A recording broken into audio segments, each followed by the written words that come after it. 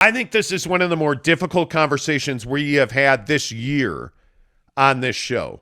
We spent a lot of time over the weekend talking to different people, trying to understand really how people feel about what's going on at BYU and what happened with this situation with this Duke volleyball player. Now, if you don't know the story, it's a pretty ugly situation. Duke Volleyball was in town to open the volleyball season.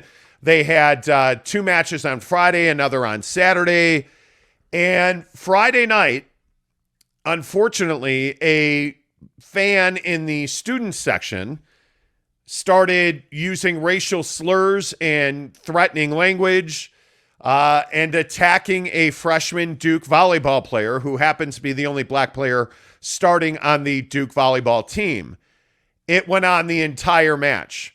Allegedly, according to the Duke volleyball player, the team, and the Duke volleyball player's parents, this fan used the N-bomb repeatedly. This fan warned this Duke volleyball player to watch her back when she was on her way to the team bus after the match.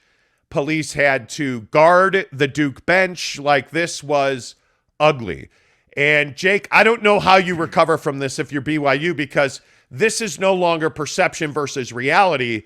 This is a fan in the student section attacking a young black woman. Yeah, and I think a lot of people are wondering, hey, how did someone get into the student section that wasn't a student at BYU? That was the other piece that I think was kind of remarkable in this situation. And so I think for BYU, this is, there obviously are multiple issues here. The language used towards the player, that's just the surface level in my opinion. But when you go a bit deeper, you start to understand, okay, number one, where was the security at this event? How did someone get that close and get that kind of access who was not a student at BYU? That's number one. Number two, how is someone, student or otherwise, able to say these things repeatedly throughout the entirety of a sporting event at BYU and allowed to just sit there and stay there? It's almost as if it was like, well, we don't care what that person's saying. We're just going to, put, police on the Duke bench, and we're going to basically take preventative or precautionary measures,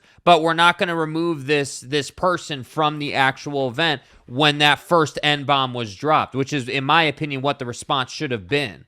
And I think, the problem really is now in these type of situations, and we've seen this before throughout the sporting landscape, and BYU is not immune to this, there is no easy fix to this. There is no putting a Band-Aid on this. This is everyone wants to say, oh, well, it's perception versus reality, and you have this perception issue at BYU.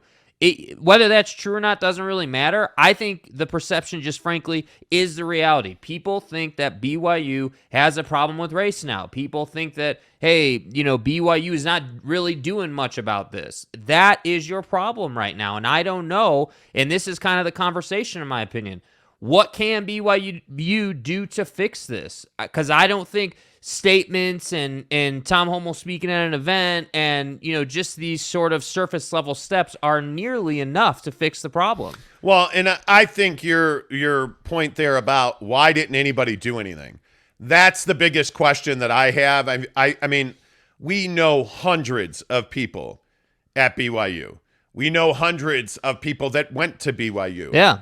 I don't believe that BYU is a racist institution. I just don't. I think that history and, the founding fathers of our state, okay, cool, we can have that conversation.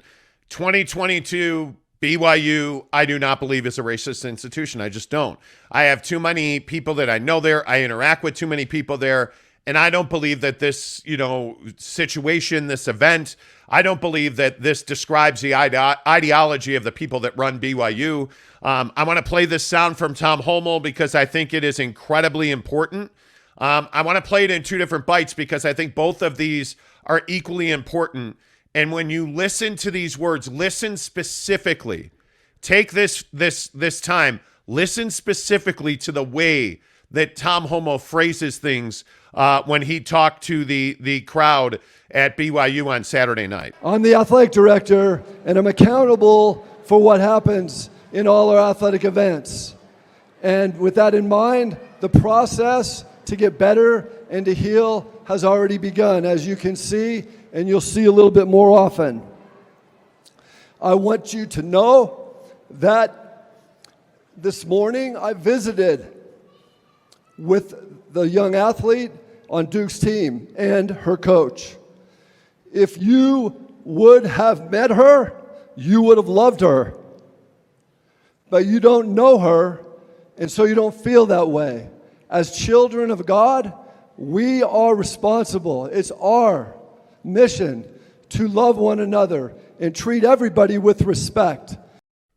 Man, I think when you hear Tom Homo say, I'm the athletic director and I am responsible for what happens at BYU athletic events, he talked about knowing her, meeting with her, saying you would have loved her. But this next bite from Tom Homo, I think, is really at the heart of BYU. And this is where BYU being a religious institution, and again, I don't care what your religious background is, I think you have to understand what BYU is as a school. It is a Christian university. And one of the things I think that you have to ask yourself is, how did BYU's reputation as a God-fearing institution, how does that play against the events that we now know happen Friday night at this volleyball match? Well, here's what Tom Homo has to say about that. I ask that everyone at all of our games that represent BYU, that you will have the courage to take a stand and be able to take care of each other, and more importantly, the guests, our guests who we invite to come and play here, so that we can be disciples of Christ and show it in every way. I love how Cougar Nation, how The Rock, and all our fans are incredibly in support of our teams.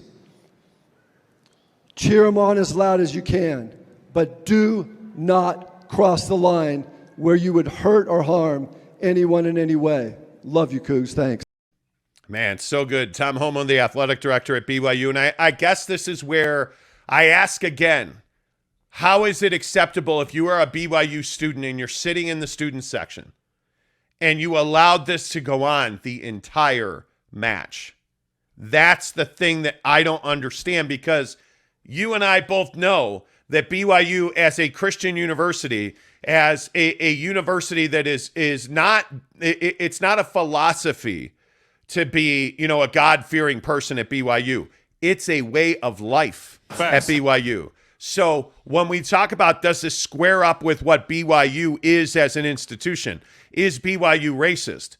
I don't believe it is. But one of the things I know is, if you want to sit here and talk about being a God-fearing, Christ-based institution, you let that fly out the window on Friday night in Provo when you did nothing to defend this woman, when you allowed a black woman to be racially abused at a volleyball match. It says that that's okay, and that's the way we do business here, because nobody did anything. And we now know, based on what was said after the fact by the principals involved, that the coaching staffs were both aware this was going on and nothing was done. And this idea that the excuse is, well, nobody pointed out the person in the student section who was doing this. It wasn't the person. It was multiple people doing this to this young black woman. So it wasn't just one person. One person was banned because that's who Duke pointed out after the game. And that's who they were able to identify. This was not just one person.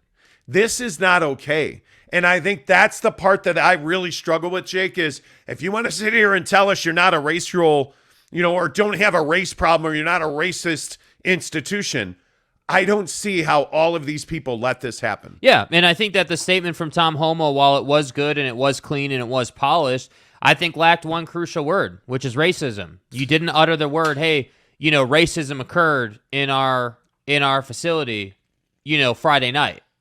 Like, I think it's really important when things like this happen to be very blunt and be very honest and say, hey, this happened, right? Like, we had someone using this type of language towards one of our players, and then go into the, hey, we're children of God and, everything else he said. And I don't have a problem with that. But I think that you because you are a religious institution, because, that is what you're known as and what you stand for, I just think it's really important in moments like this to say, hey, yeah, someone was using racial, language like that it's unacceptable at BYU. How does this happen? And I think that I wonder what's going to be done as we move forward. That's immediately where my mind went, because the fact is, the reality of our world is there's nothing that can be done to fix what happened. You're not fixing this, right? Like you can't go back in time and prevent dude from showing up in the student section. That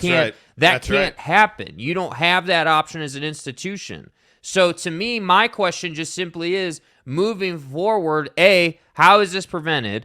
B, what are you going to do to make sure that people understand that BYU's culture isn't one that is wrought with racism? And to be clear, I don't think that BYU is a racist institution. No. In fact, I think BYU is a great institution. I think that in these situations, in whether this is at BYU or in life, I think it's one person who is racist that ends up showing up at a sporting event, and then all of a sudden the public wants to paint BYU as a racist institution. That's just what happens in our world. But I also don't think it matters if that person was a student or not. You were in the Rock, you were in the student section. Like, it doesn't matter if they attend BYU or not. I mean, what this says is BYU students allowed this to happen. Yeah. And I don't think it's courageous. I don't think you're brave to stand up and say, hey, this is not okay. I think you are doing what is the bare minimum at that point. When you say, hey, this is the guy, these are the people that are creating this chaos. Because if you read the statement that BYU released, they talked about a small group of people, I think it was a small number of fans. Right. So, and pretty much everybody has acknowledged it was not just one guy. Right. And the struggle is now perception becomes reality, because if you look at the way this conversation has morphed, we've gone from Donovan Mitchell not able to talk about critical race theory in schools to BYU to this is so damaging to our state. And I understand that our state has a long way to go when it comes to racial equality. I think we have significant issues with equality, with freedom, with the ability to be who you are, where you are. I think we have real issues with those things in our community, whether that's, the LGBTQ community, whether that is, people of color, people of different ethnicities. Right. Because this isn't just an issue with the black community. We need to be really honest about that. If you are of brown skin in this community, I think you have a hill to climb. And I think that we all love Donovan Mitchell when he's dunking a basketball, and we all love Kalani Sitake when he is coaching a football team. But what if you don't know who those people are and you run into them on the street? How are you going to treat them? If you see other people treating them poorly, are you going to do anything about that? That's the question that you have to answer, because until we do that routinely, until we say, hey, this is not who we are, it's who we are. Mm-hmm. Because what happened at Provo is who we are. I am not Mormon. I did not go to BYU. I live in Utah. I'm a Utahn. And this is who we are. I can tell you that now, because that's the perception. Mm-hmm. And any time that perception and reality fight, perception always wins. And Utah is perceived as a racist state. BYU is now perceived as a racist institution. The ridiculousness of this argument on Twitter yesterday, where I have a guy saying, well, Brigham Young was a racist. It's like, dude, do you understand that he died in 1877? Do you understand that hundreds of years ago we're talking about? Yeah. You believe that because a gentleman that this school is named after, and I agree, Brigham Young, one of the most important, figures in the state of Utah, the history of Utah. I totally understand that. But do you really believe that what Brigham Young believed, practiced, espoused to was impacting the person that was the foremost abuser in this situation, this small group of people in the Rock on Friday night? Do you think they were thinking about Brigham Young? Do you think they were like, well, Brigham Young, was X, Y, and Z, so I'm gonna abuse this girl? Do you think they were telling her to watch her back going to the team bus because Brigham Young told them to? Are you kidding me? Do you really believe that if your great-grandfather or your grandfather or his mother or whoever in your family tree is a convicted felon, do you really believe that if everybody who owned slaves back in the times of slavery in this country, that all of their relatives going forward are responsible for their decisions? Because that's what you're saying here, that because people in your past, relatives of yours going back, they were criminals or they were slave owners, or, one of the other things that was so quickly brought up was, that, Brigham Young had 56 wives. What has that got to do with the price of racism that this girl paid at BYU Volleyball on Friday night? It has absolutely nothing to do with it. Yeah. Brigham Young having 56 wives reportedly had nothing to do with what happened Friday night. Brigham Young being a racist had nothing to do with what happened Friday night. Tom Holmoe's views on race and racism have nothing to do with what Brigham Young thought 200 years ago. Why? I don't understand why we can't have open, honest discussions and take personal accountability for the actions of people on the ground Friday night. You want to get into some, existential conversation about, life in Provo? I'm all here for that. I am all here for that. But let's not blame the actions of a few people on Brigham Young's actions hundreds of years ago. Let's please not do that, because I think it's an absolutely ridiculous argument to make. Yeah, and I think we do that all the time. I think that's like a convenient conversation to have. But I think the fact of the matter is that a few people at a BYU women's volleyball game said some things they shouldn't be saying that are, obviously outrageous, and now it morphs into this like greater conversation. And in my opinion I think BYU or the state of Utah has a perception issue that we're a ultra conservative, mostly white and partially racist state. I think Utah deals with that. The state of Utah deals with that perception issue on a daily basis, and I think that if I'm being honest, I think it's a little bit exacerbated down in Provo. How many years have we been hearing that black football players are uncomfortable going to BYU because they're one of the only colored individuals on campus? I mean, we've been hearing that narrative for how long? And the problem is that there are a lot of great people at BYU. The culture at BYU is really good. And then everyone's going to go to, the honor code. Okay, cool. The honor code has nothing to do with what we're talking about. I don't want to really hear about that. And I also think, to your point about, people of color or, brown-skinned people specifically, because I think that's really what this conversation's about. I mean, if you are black or Latino, I just think that your perception of the state of Utah is not good. And it's incidents specifically like what happened in Provo on Friday night that perpetuate that. Mm-hmm. And I also think when I go back to, my childhood as a Catholic, it's somebody that was Catholic, I absolutely think that there are issues centered around the Catholic Church. I think there are issues centered around the Muslim faith. I think there are issues centered around the Mormon faith. I think it's just simply a matter of holding people accountable for their individual actions. There's nothing Christ-like about, the Catholics abusing children. There's nothing Christ-like about Brigham Young, being a racist. There's nothing Christ-like about any of the things that we are talking about. And there certainly is nothing Christ-like about abusing a Duke volleyball player and telling her that she needs to watch her back so that your school can win a volleyball match. Mm-hmm. That's the issue here. This isn't where you paint with a broad brush.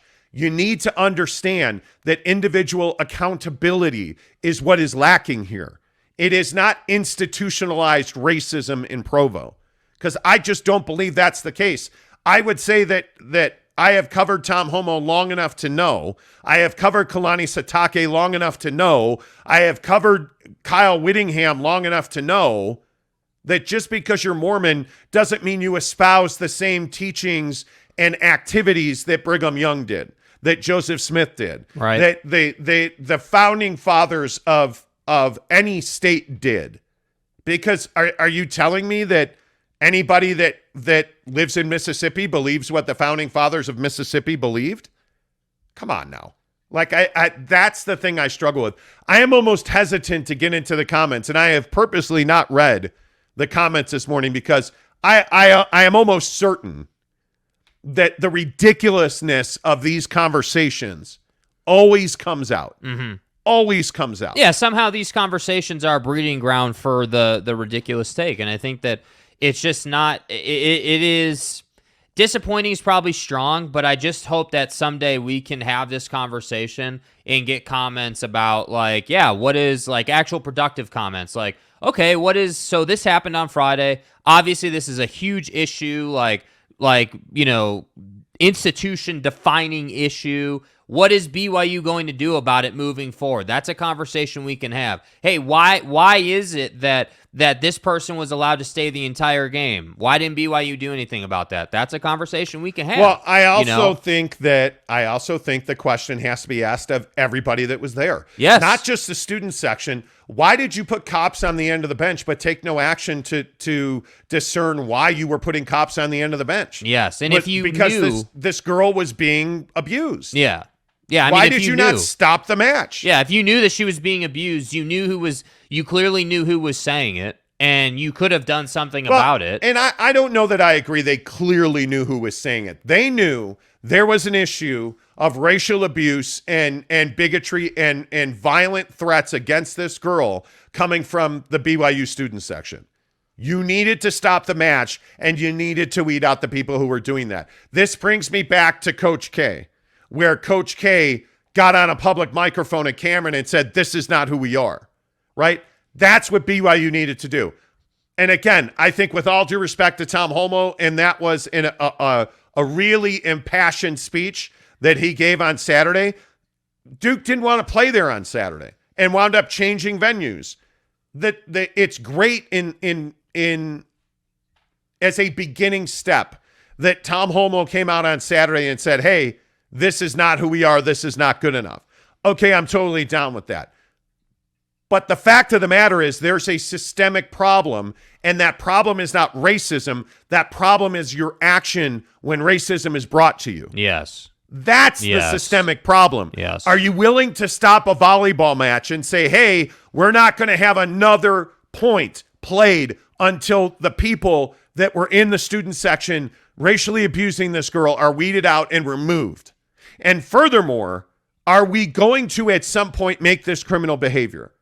Because I think that's the logical next conversation. Mm-hmm. In a good part of the world, if you were to have done what these people did to this girl on Friday at BYU, you're going to jail. Yeah. Those are criminal actions that you are perpetrating on this woman.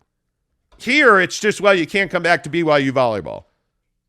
That's not good enough. And somehow that does feel, and this is kind of what we were talking about over the weekend when we were getting ready to talk about this, the whole concept of, hey, we banned, one person from all BYU athletic events or whatever.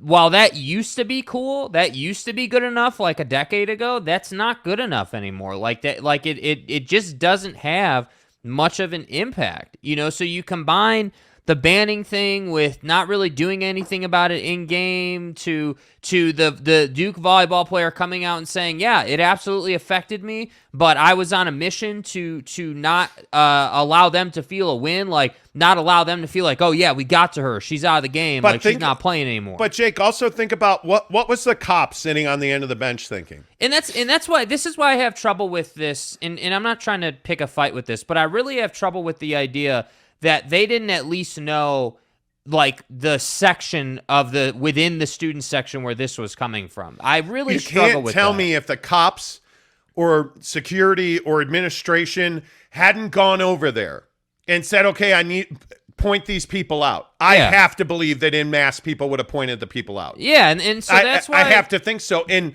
my point about the cops here is this also plays on the stereotypes that the cops co-sign on racist behavior. Yeah. That it plays into the absolute horror show that we have seen in this country over the last 3 to 5 10 years with the advent of cameras and social media, yes, where we've seen, back to the Rodney King beating, and like it plays into that stereotype. It plays into that social issue that we have, that stigma that cops hate black people, that cops hate brown-skinned people, that people of color need to be fearful of the cops.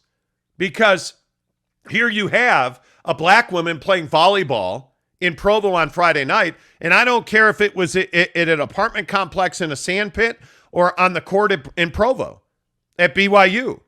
She was racially abused, and the cops did nothing about it. Yep. That's disappointing to me. It's and this isn't any longer like, hey, these are high school kids, where are the adults? We're human beings. Where are the other human beings standing up for this girl? Yeah.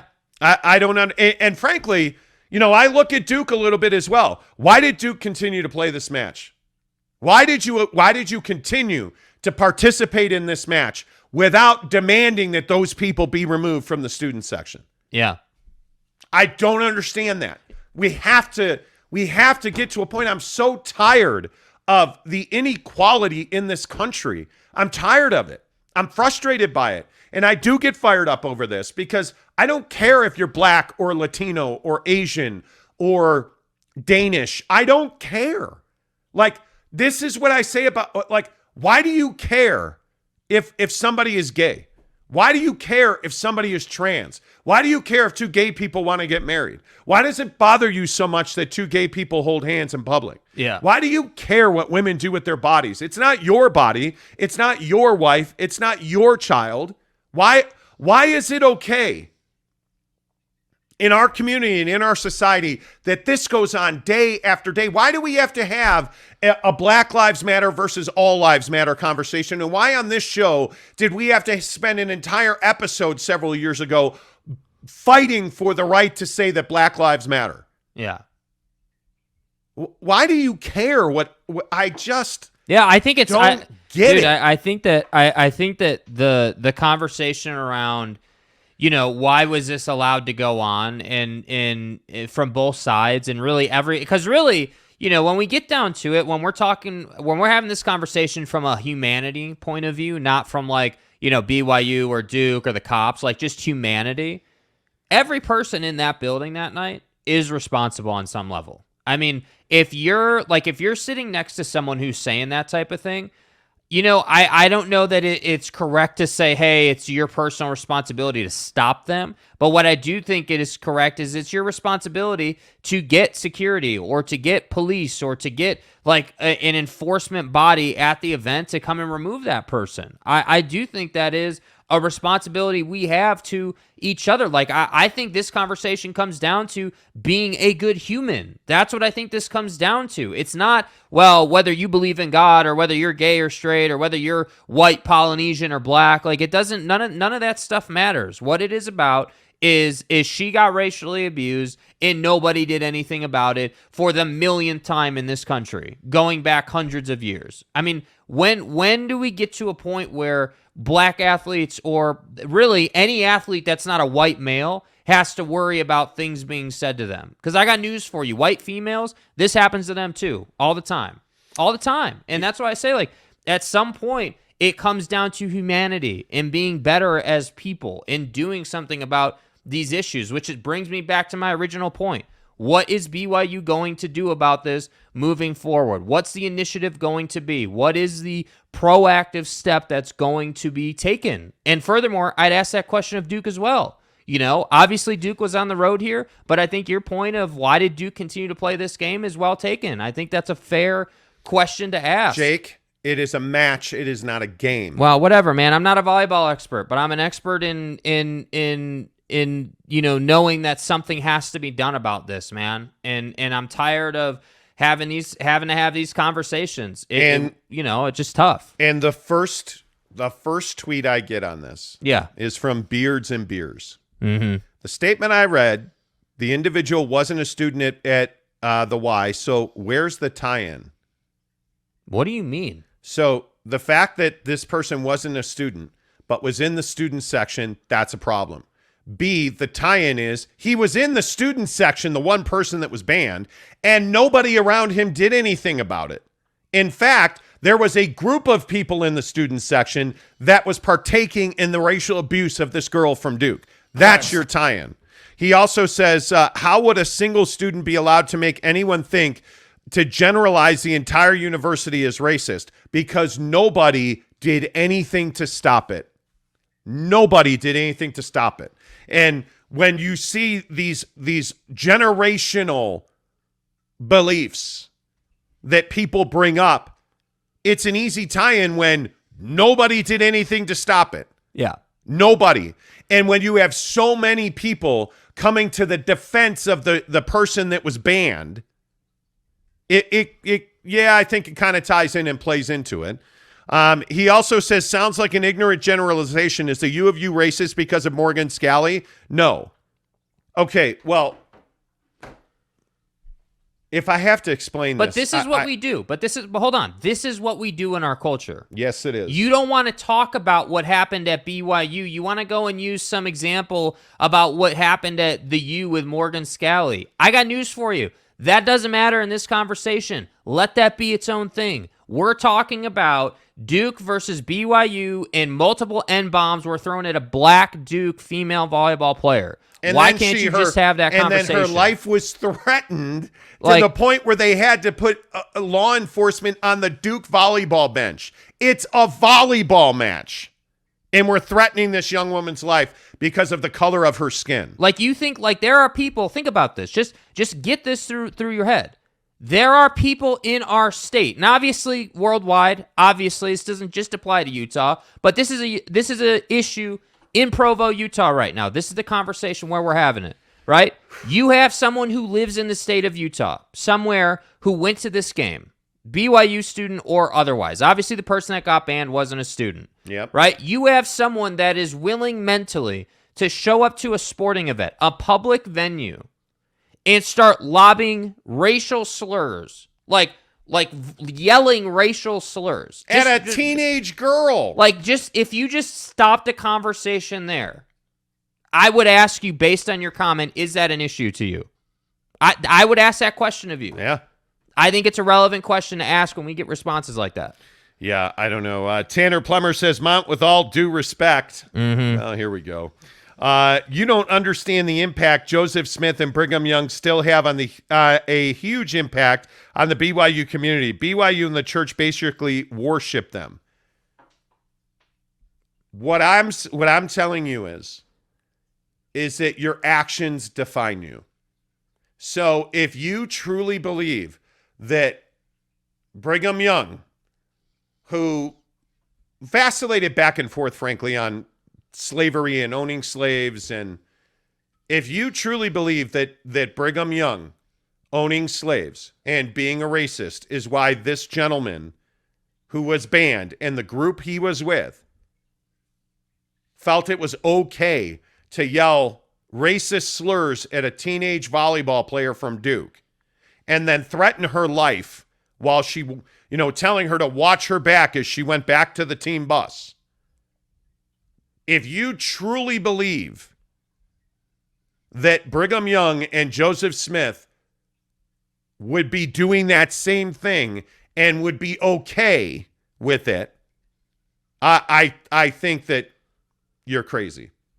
I just don't believe that would be the case. Don't think we don't need to overcomplicate this, right? Like, we don't need to have some long-winded conversation about the history of BYU. Do those figures have an impact in some ways in today's culture? Absolutely. Absolutely. There are some ways where there's connections, and yeah, sure, BYU, if you want to say worships those people, I think that's a little bit strong, right? Because the inference you're making is, well, they worship Brigham Young, who was a racist, figure in his lifetime back in the 1800s. Brigham Young had between 30 and 56 wives, depending on how you interpret history.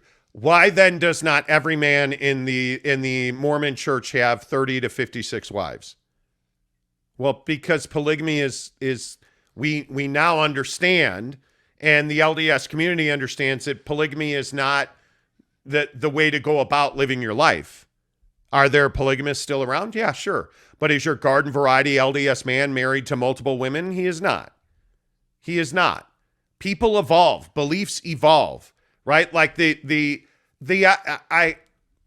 I agree with you. We're really going back 200 years? But do you see what to find the reason this is happening? This is what happens. So this is what happens. We get comments about, and again, with all due respect to Tanner, you've been listening. You're one of our best listeners. I love you, bro. I'm not trying to go in on you, but this is more of a passionate conversation. You need to understand that and not take it personally, right? This whole concept of, hey, we need to talk about Morgan Scally at the U. We need to talk about this dude in the 1800s. We need to talk about all this other stuff. Let's just stay right here on the issue that happened. Someone showed up to a BYU volleyball game and dropped multiple N-bombs and racial slurs to a female athlete. What are you going to do about it? What are you going to do about it? I'm tired of hearing about, BYU has a pure white history and all their figures were racist and had multiple wives. I don't care about that right now. Yeah. That might be true, right? But that doesn't matter right now. What matters is, hey, what are you going to do to solve this issue? Because I got news for you. Tom Homo doesn't have 56 wives. Your average, as you just said, your average LDS person doesn't have 56 wives. That's not the culture anymore. And I'm telling you, the culture at BYU is not racist. The problem is this happened at BYU, and it's happened several times over the last decade, and seemingly there has not been a real strong, tried and true answer to these issues, and that needs to change. Jeremy Severy says, love the discussion, but I am an individual. I can change what happened, but I can mentally prepare for what I would do if I was in that situation to help others stand up, be better, and change. That's my point. You have to be committed. Yeah. The BYU community, and the hope now is, and my belief now is that things have changed at BYU. This incident hopefully will cause change and growth. And these type of things will no longer be acceptable in BYU athletics. And my hope is that you are going to see an effort to make sure that this is rooted out. Because, again, BYU's not the only one dealing with this. Russell Westbrook is a perfect example of this, and we're going to talk about Russell Westbrook coming up in a bit. But Russell Westbrook's another great example of this. Like, this is racial abuse of professional and college athletes is not new here. Mm-hmm. And we've got to do something to take a stand on that. We have to, without a doubt. I just think it's just so important. Like, there's too much comfort, I feel like. And again, this is just my opinion, tried and true. Like, I think there's too much comfort at sporting events for people on some level. Like I feel like a lot of times when people go to sporting events, they think that because you can say whatever you want and you can heckle athletes, which is absolutely part of going to a sporting event, that somehow racial slurs are somehow acceptable in that like venue or space. That's not how it works. You can't. I got news for you. In this world, you can't just do whatever you want to do whenever you want to do it. You can't just go out and drop a bunch of N-bombs. You can't just go out and punch someone in the face and think that that's going to be okay. That's not how our world works. And I just get it. There is a lot of burnout factor in constantly having to have conversations like this. It does seem like, we've lived here, like, again, for those of you who don't know, we lived here before for like 5 years, and I remember having conversations about this. We moved back, 2 years ago now, and we're having a conversation about this again. Like, at some point, something has to change. Like, there has to be, like, the next time this happens, because I'm confident this will happen at a sporting event again in the state of Utah, no doubt about it. The next time something like this happens at a sporting event, BYU or otherwise, whether it's a Jazz game, the Utes, what will be done? Will that person be immediately removed? I don't know. That's a huge question. But that's what I think has to happen now. All right, let's get some of your comments in here. James Knight, good morning to you. He says, the topic doesn't deserve oxygen. It should be a given that people behave respectfully to each other. I wish it was a given. I really wish it was a given. Well, and who's saying that? It's funny you say that, James, because where does James live? James lives in Australia. Totally different culture. Different culture, and you see the kind of stance he has on it. And I think that You talked earlier, a couple minutes ago, about how globally, using racial language and racial slurs is a crime. Well, that needs to change. I agree with that. I think that we need to make that change soon, for sure. Yeah, I think it's really difficult to continue to use stereotypes to make your argument on this. Like it's just so frustrating that this happened. Like it is. I have dreaded this conversation since I heard about this on Saturday morning. Yeah. Like I have dreaded, because it's all like, if you read the tweets and the conversation that was had on Twitter, it's all stereotypes. It's all about, things that happened hundreds of years ago. And, having lived in the state for over a decade, I can tell you, I see some of these things. It's not pervasive, in my opinion. It truly is not. But do we have things we have to grow and learn from and evolve from and leave behind? We do. Yes. But I hate that this is so prevalent in sports. I hate it. Yeah. It happens multiple times a year across the globe. Well, and it's at a point now where you have, it used to just be that LeBron was the one that would speak out on this stuff, and he spoke on this. But now I feel like you have a bunch of black athletes, prominent black athletes, that talk about, hey, like, this is a nightly thing. Like NBA players, it is not hard to find multiple NBA players talking about that on a nightly basis. They get this kind of language. And this isn't obviously just pertaining to the state of Utah.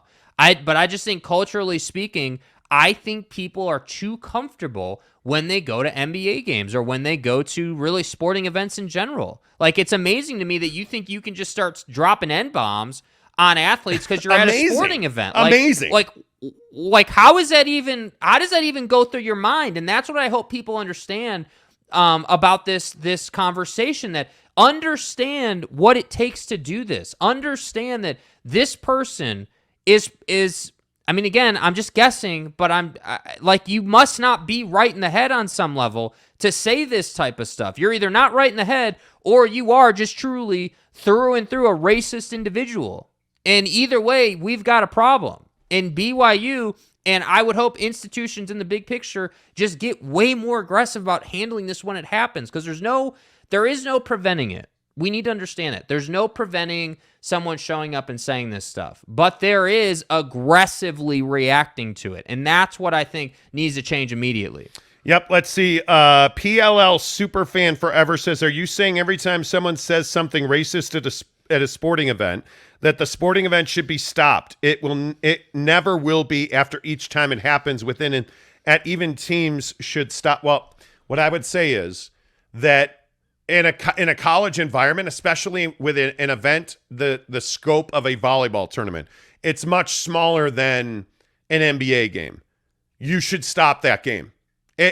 When you have young people that are being racially abused, you should stop that game and root those fans out now. Yeah. Right now.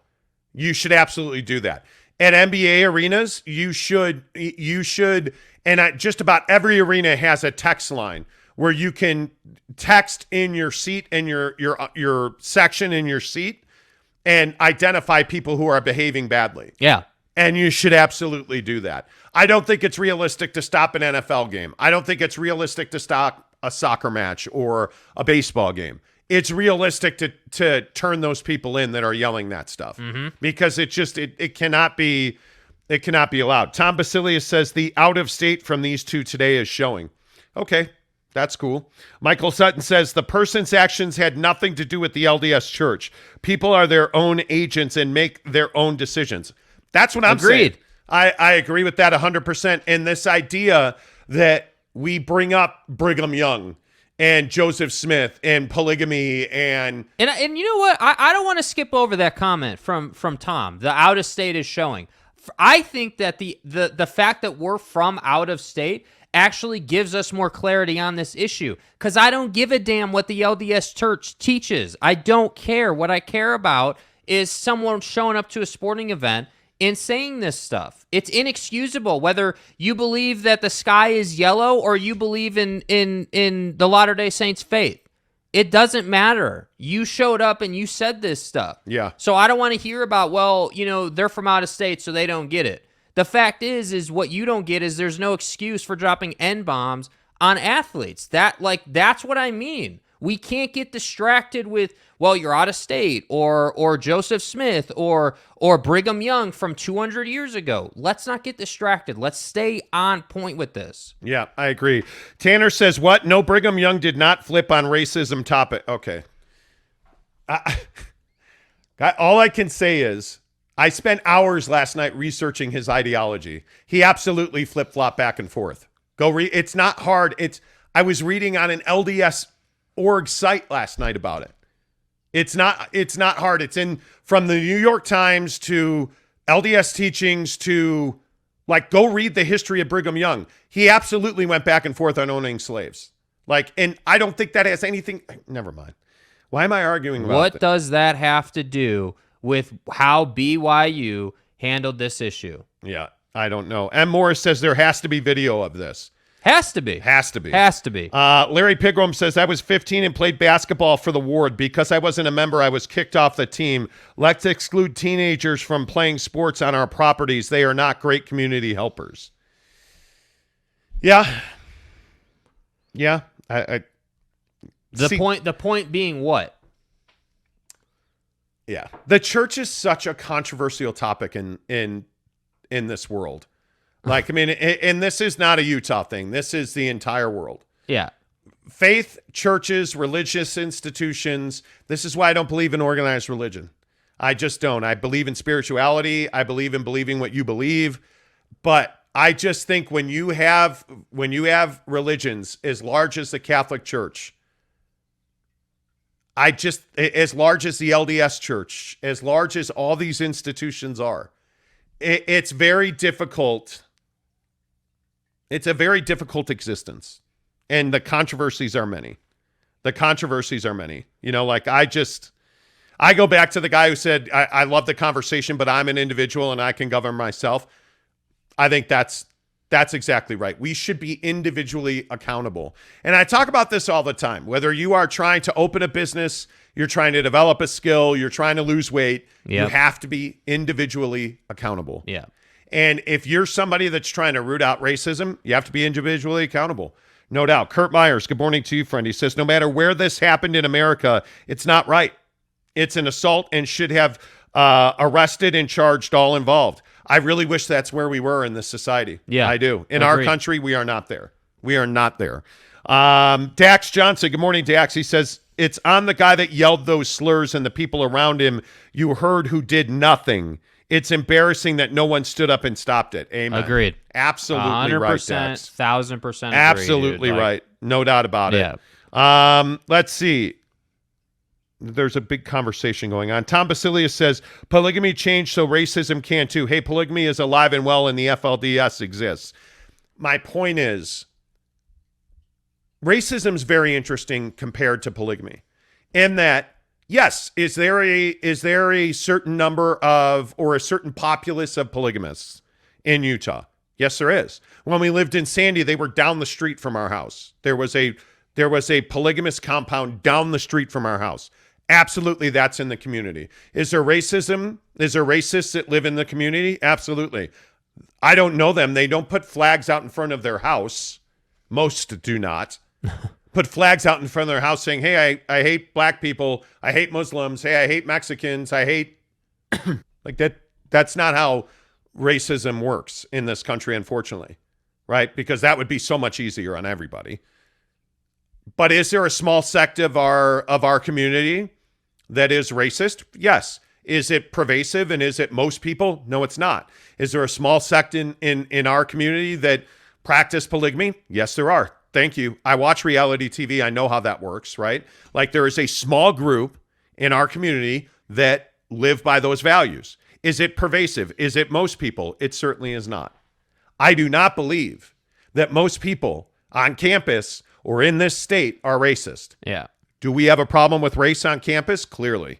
Do we have a problem with race in this state? Absolutely. I don't think anybody would argue that. Yeah. Is it pervasive and does it dominate most people in most cultures and most neighborhoods? It does not. It does not.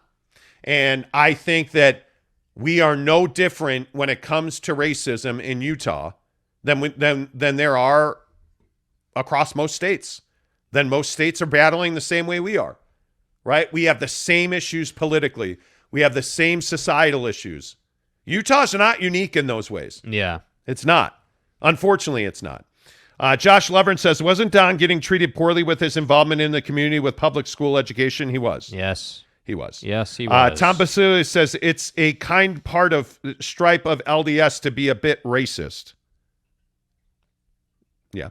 Caleb says, that person was raised wrong. Hopefully their children break the racist cycle in their family. That doesn't happen on its own, by the way. Renee Roca says, such a silly comment. It should be a given. Yeah, unfortunately. NY Jazz fan says, I go to Yankee, Met, Giant, Jets, Nets, Bills, Patriots, and Celtics games every year. I hear all the time that I should not hear, things I should not hear. It's an environmental problem and what is acceptable. And I also think, by the way, this is a sports problem. Yeah. This is a problem in sports culture. We're okay with this. We're okay with insulting the opponent, saying heinous things about their mom, saying heinous things about their family, their husbands, their wives, their daughters. They just think we can say whatever we want. And you can't. It's incredible. And you can't. That's why I think you have to look at, how are you not like, whoa, when somebody's like, hey, N-bomb, whoa. Whoa. Yeah, like how are we not like outraged by that? Yeah. That's the problem. It is, obviously it's an issue that you're dropping N-bombs on a Duke volleyball player. That's an issue. I think the bigger issue is nobody said anything. Yeah. And nobody pointed this person out. Because what would the conversation be? I think this is also a fascinating point. Yeah, me too. What would the conversation be if today we were talking about, hey, yeah, the N-bomb was uttered multiple times at a BYU volleyball event, but as soon as BYU was notified and the police were notified, they removed that person and any person involved with that person saying those things. What then would we be saying? Would we be getting comments about the 1850s and 56 wives? Would we be getting comments about, hey, BYU has a race problem? No. We'd be getting comments about, wow, this was impressive. This is what we need to be seeing. This person was removed as fast as could be removed once they knew about it. And that's what I think we have to get to. And I think that, you know, as far as this Tom Homo statement, a lot of people are upset that he didn't say the word racist or racism in that comment or in that, you know, speech. And I think that I'm just going to keep saying it. Like, I don't have an issue with what Tom Homo said, generally speaking, but I think because he is the athletic director and you know, he is accountable, which is, he did say that, I think you then have to take that final step and say, yes, a racist event happened at our facility and we didn't react fast enough. I think that's what people wanted. And I hope that that's the lesson that BYU learns here, because again, I just want to keep saying, and I don't mean to be repetitive, they can't prevent someone going to an event and yelling the N-bomb. Nobody can prevent that. But what you can do is you can, you know, really control what happens after that. And that's what has to be worked on. So again, I'm just going to keep saying, what is BYU going to do moving forward? Because that's where we are with BYU right now. Yeah, I want to play the second half of this Tom Homo bite. Tom spoke to the crowd Saturday morning about what had happened on Friday night. And I think this part, listen to what he says about accountability here. I asked that everyone at all of our games that represent BYU, that you will have the courage to take a stand and be able to take care of each other, and more importantly, the guests, our guests who we invite to come and play here, so that we can be disciples of Christ and show it in every way. I love how Cougar Nation, how The Rock, and all our fans are incredibly in support of our teams. Cheer them on as loud as you can, but do not cross the line where you would hurt or harm anyone in any way. Love you, Cougs. Thanks. Tom Homo, BYU athletic director, right there as we talk about this situation with Duke Volleyball. Don't forget, coming up in about 30 minutes, We are going to be joined by Guy Holliday, former wide receiver coach at BYU and Utah. He'll join the show. We'll ask him about his experience at BYU. I mean, obviously, as a black man and a strong-willed, strong personality, very proud black man, Guy Holliday had his experiences, and I'll be interested to see what Guy has to say about that. And you know, I think one of the things that's really important is, you know, I look at Guy and I've you know, having talked to him during his time as a coach at BYU in Utah, you just learn the way that people operate and the way that people look at things. Guy Holliday operates on a different level. I have a lot of respect for Coach, and he was the first person I reached out to about this because I think he is uniquely qualified to talk about what it is like to be a black man in Provo. Mm-hmm. And to be in a position of esteem and great responsibility as a football coach at BYU. I wonder his experience with race. I wonder his experience with equality. I wonder how he felt about his family's experience with race and equality. You know, like those are things that I think that matters. We talk, as you heard Tom Homo say right there, talking about, you know, Christian values, and these actions don't represent Christian values. You know, like, you know, does the preaching, does the Christian foundation at BYU, does that match up with life at BYU? Especially from the perspective of a black man who I think has a really enlightened view of things based on his experience. Like, I mean, this is a guy that coached at Cornell, at Utah, at UTEP. Like, he's been around the block. Yeah. I mean, great career. Yeah, I'm really excited to talk to Coach Holliday. I think he is somebody that really has a unique perspective on it. Lord Radin, good morning, sir. Even the Catholic Church got around to pardoning Galileo. Yeah, our bad on that, 350 years later. Barfing Chicken says the comprehension skills of some people in this comment section are almost non-existent. They hear what you are saying, but aren't actually smart enough to understand it. Well, look, I think that I'm not really interested in disrespecting people. You know, I understand where you're coming from. No, but these are important conversations, yeah, man. Like, these are gravity. These are foundational. These are humanity. And I know we're a sports talk show. And listen, I understand that there's a lot of people who are like, you know, want to have the shut up and drivel conversation. I totally get that. And I see those comments, and I see that, you know, YouTube is holding people's comments. Like, I want you to know I'm here for all of this. I'm here for your perspective. I want your input on this. I think this is really important time, really important thoughts and conversations. Yeah. Whether we agree with you or not is inconsequential. I want you to feel free to speak your mind, but understand that hate speech doesn't have a place on this show. Yeah. And understand that YouTube has a very strong filter when we talk about this stuff. Like, and thankfully, we don't talk about this on a regular basis, thankfully. And it needs to be said, too, as far as the YouTube stuff, because we've stopped saying this so much, but I think in these kind of conversations, you see a lot more filtered comments. That's YouTube doing that. That's not us being like, oh, well, you said this, so we're going to block your comment. That's not how that works, and it's important people know that.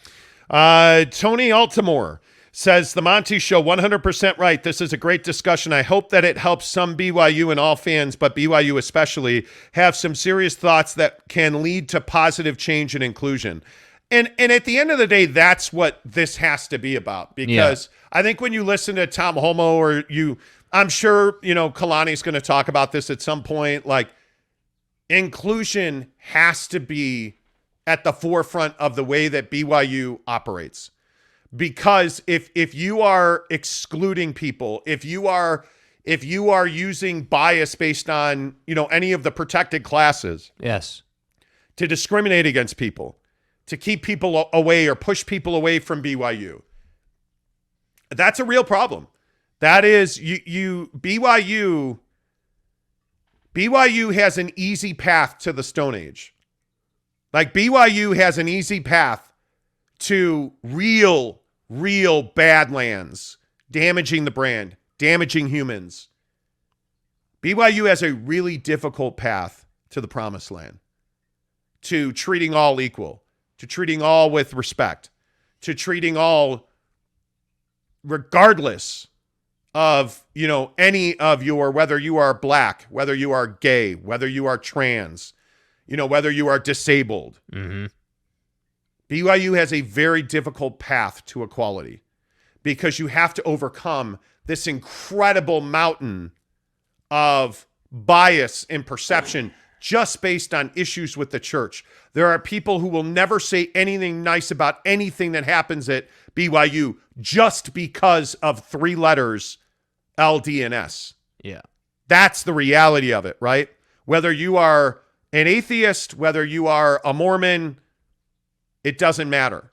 You have a belief when you hear LDS Church, Mormons, Joseph Smith, Brigham Young. I mean, you are not indifferent. Well, and I think the comments reflect that. I mean, I Yes. think that in again, nothing personal, Tanner, Tricky T, but I think your comments, are the kind of comments I'm talking about, where it's like you're very passionate about what the history of BYU and frankly the faith, teach and what's happened. As you should be. I mean, yeah.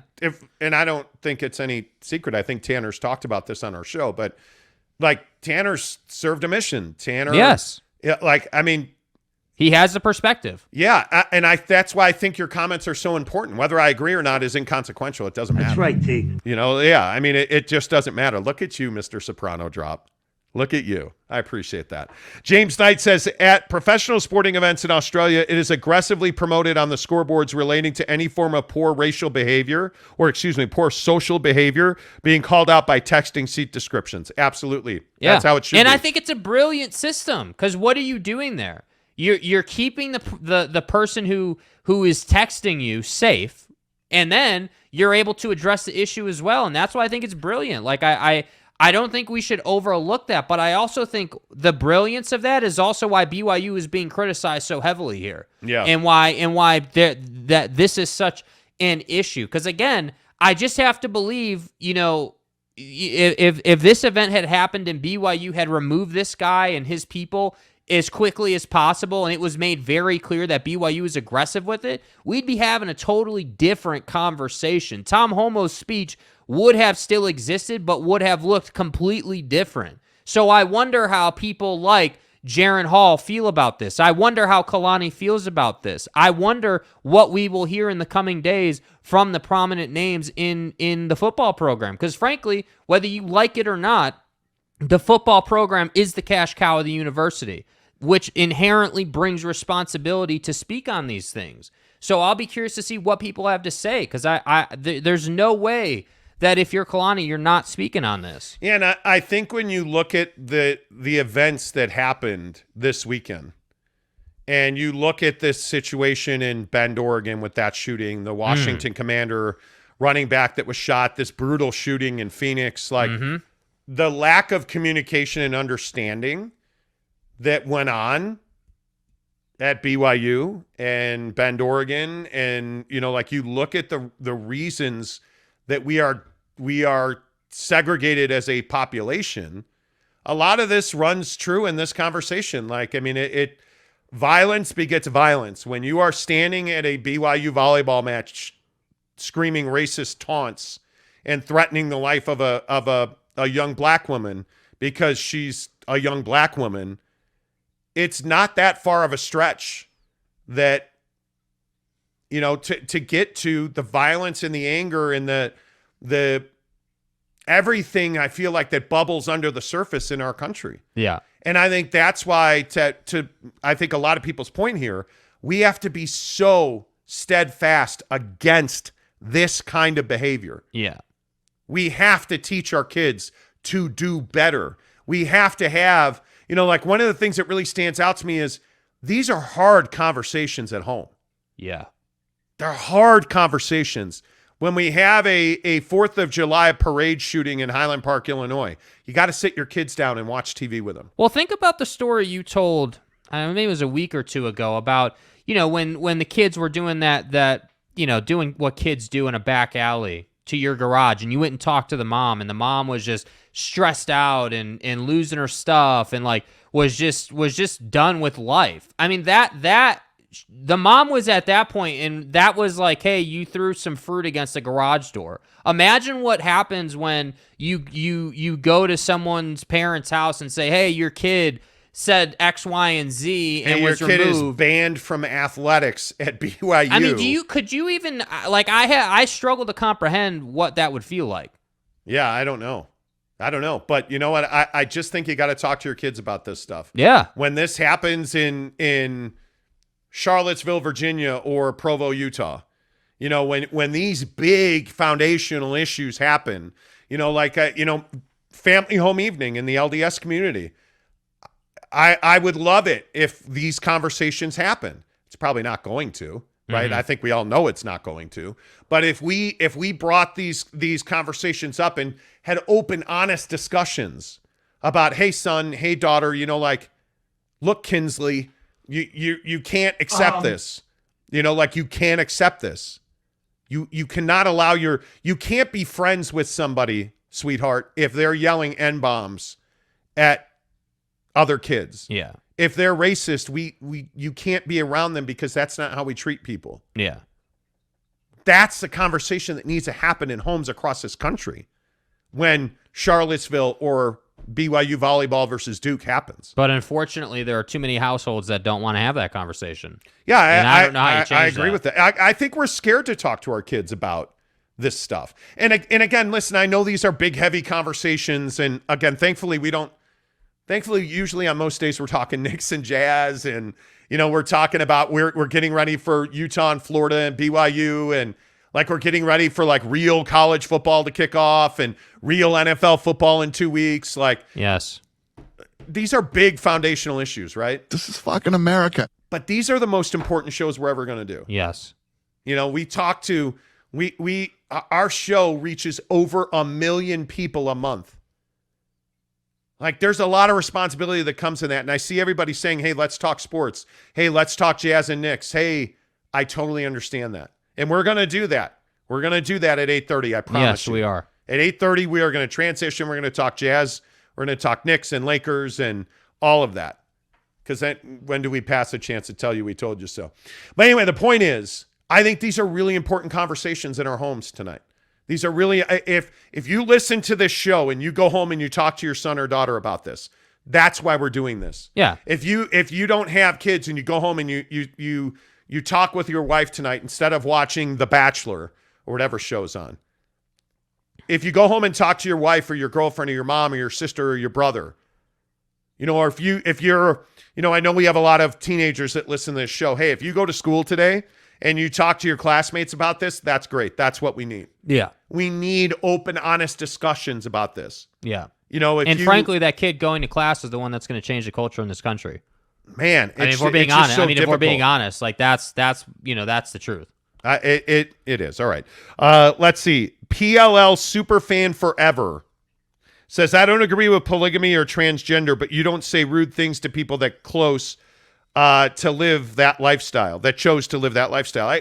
And I think that's a really important statement right there. It is. Like, just because somebody chooses to live a lifestyle that you don't agree with doesn't mean they're wrong. All due respect. Right? Like, it doesn't mean that you're right and they're wrong. Yeah. And this is, hey, should we trade Donovan Mitchell? Is 2 draft picks enough? Just because you think it is and I think it's not doesn't mean I'm right and you're wrong, or vice versa. But we have to have an understanding. We have to be able to we talk so much about freedom in this country. But if we're really talking about freedom, does a 19-year-old freshman at Duke playing volleyball in Provo have freedom? Apparently not. Apparently not. Right? Like, do black Americans getting pulled over by police officers feel free? That's a really big question. I'm going to say the answer is no. Not all black Americans do. You know, Josh Lovren says similar things to what Jameis is saying happen in Australia. James is saying, I read that as Jameis. Talk about sports. Similar things to what James is saying happen in Australia happen in Seattle with reporting people for crossing the line. I've seen a few people removed from events I've been at. Yeah, I've seen that as well. And I hope it continues to happen. Cal says, of course, BYU has a racism problem. Every place in the country has a racism problem. Unfortunately, I would agree with that. Yeah, and so I think that's fair. I just think it's, I don't know, man. I think that, the more we have this conversation, the more we talk about it and think about it, I think that there needs to be another, I think Tom Homo needs to do another speech where he talks about the game plan for how they would handle this situation moving forward and what they're going to do to try to use the power that the LDS Church wields to root out racism. I mean, the fact is, you don't get to choose when to use that power. It's not a convenience thing. You're the LDS Church. You have massive power globally. It's just the truth. And I think that with that power comes certain responsibility. And I just think that BYU has to execute on that. And I know it's not an easy thing to say or an easy thing to accept, but at the end of the day, Tom Homo is right. He is accountable. Tom Homo is right. He is the athletic director. So with that being the case, I would expect a plan to be rolled out and publicized on how they're going to handle this in the future, even if it is just how teams in Australia or Seattle or Chicago handle it. You need to come out and say, hey, this is how we want people to get our attention with this stuff. This is how we want to go about it. That needs to be said. Yeah, it's interesting as we talk about this situation at BYU Volleyball here on the Monty Show. Guy Holliday coming up in 20 minutes. One of the interesting things you brought up there is the reach and the influence of the LDS Church. And I think there's tremendous responsibility in that. And I think, man, that's such a heavy thing. Like, if you think about the how many human beings the LDS Church reaches every day, man, it's incomprehensible. If tomorrow, just to put this into perspective, if tomorrow the leaders of the LDS Church on the global level came out and said, hey, every one of our missionaries is going to do something, and I don't know what the example would be, but is going to do a certain thing that pushes our agenda of rooting out racism, what would that do on a global stage? Do you know how many missionaries there are in the world for the LDS Church? That's what I mean when I say they have power. They have influence, and I think that, maybe it's unrealistic to expect them on that big of a stage to do something like this, but I think, again, BYU and specifically Tom Homo have a responsibility to come out and share a game plan. You have to do that. Yep, I agree. Casey Finlandson, good morning to you. Casey says, as a BYU employee, fan, and member of the LDS Church, we had a very frank and serious discussion with my kids about how wrong this situation was and how they have to be at the center for change. They have to be the center for change. They need to stand up for their values and call out wrong when they see it and hear it. Yeah, I think you have to do that. Yeah, see, and I love That's that. the very minimum. And my hope is, and again, I have no shame in saying it, I don't have the perspective of being LDS because I'm not LDS. I'm not, and I have no shame about that. Like I think that folks like Casey, you're doing your job as a parent when you have that conversation, and then your kids go out and do something. I think that's great work, and I hope that a lot of households have that conversation. I think, obviously it's incredibly important. Dax says, my wife and I had a very good, constructive conversation about it last night. We live in Provo, and it's pretty eye-opening that something like that could happen so close to us. Wow. How about that perspective? Jesus. And that's what I mean. It's super impactful. Again, wow. Provo before Friday night, I think we can all agree that from an athlete's perspective, when Kalani's going out and trying to get the Southern California kid, let's say, as an example. Think about Jamal Williams before he came to, that's a kid that is from the Inland Empire. I think Fontana, I could be wrong. But think about if he had heard about this BYU volleyball incident before he chose to commit to BYU. Think about the damage that this does to the BYU brand athletically, socially, in the community of faith. Just think about all the repercussions this had. Flipped on Fox News this morning talking about this. Mm-hmm. Flipped on CNN talking about this. Mm-hmm. Flipped on SportsCenter talking about this. It's a huge deal. Everybody's talking about this situation with this Duke volleyball player. But what I want to say, and I say this every time, I said it about the Deshaun Watson conversation and situation. I said it about the Trevor Bauer situation, and I'll say it to BYU. While this situation is incredibly uncomfortable if you're BYU, and it's incredibly uncomfortable if you are a student at BYU, if you're like Casey and you're an employee at BYU and you're in that culture every day. I also think that this is a big opportunity to affect change. That's what I think these situations are, because again, I'm going to keep saying it. You're never going to stop someone from rolling up to a sporting event, BYU or otherwise, and saying this stuff. It's not about the fact simply that it happened, because it's going to continue to happen. Unfortunately, that's just the world we live in. But what you can change is A, your response to it, B, the proactive approach you take to it in the community. Like, would anyone be surprised if next week BYU announced, specifically Tom Homo announced, an initiative where they are doing something that furthers the anti-racism, messaging and efforts? I wouldn't be surprised. In fact, I would say I would expect something like that. That's what BYU should do. I think it's really important, because on CNN, as you just said, and on Fox News, we're getting, hey, racist bomb at BYU on black Duke volleyball player. Instead, what we should be getting is, hey, racist bomb at BYU on Duke volleyball player, and BYU handled it perfectly. BYU was aggressive and handled it just how it should have been handled, but we're not getting that. So you got to take that opportunity. Yeah, I totally agree. I just think, man. It's crazy. This thing, it just hearing you say that, this is all over the news. It's incredible. A big deal. I last night getting ready for the show. I read a ton at night. I just read as much as I can. Google News, Apple News, Drudge Report, every website had a headline on this. Yeah, it's viral. Thank you. It's That's viral. the word. It is viral. It's viral. It is viral. It is crazy. Let's see. Barfing Chicken says, I think it needs to be a conversation about acceptance and not stepping away from people who are openly racist. You can't step away. I agree. You have to do that. M. Morris says, if you believe it, it's not hard to talk about. That's interesting. Give me a little more on that. Yeah, what do you mean by that? What do you mean by that? Yeah. Lokeman says, do Mormon preachers speak about race in church? I don't know. I haven't never been to an LDS church. We have plenty of people who are LDS listening. Maybe, if one of you could answer that or comment on that, that would be much appreciated. Yeah. Let's see. Cooper Jones says, what are you talking about? Racism is insanely rebuked in the church and in homes. Stop looking at Utah and the church like that. So there you go. So he's saying there that it is talked about and it is said, hey, that we have no place for that. So that's great. I mean, that's what I want to be seeing. That's what I think needs to be said. So, I think that, like I said, I think the LDS faith and the church community has a responsibility. And I am glad to hear that they do talk about it. And by the way, no matter what the church does here, the church is going to be wrong. I mean, there's no way. You can have, the quorum. You can have anybody you want. Joseph Smith can come back and make a statement about how wrong it was that this Duke volleyball player was racially abused.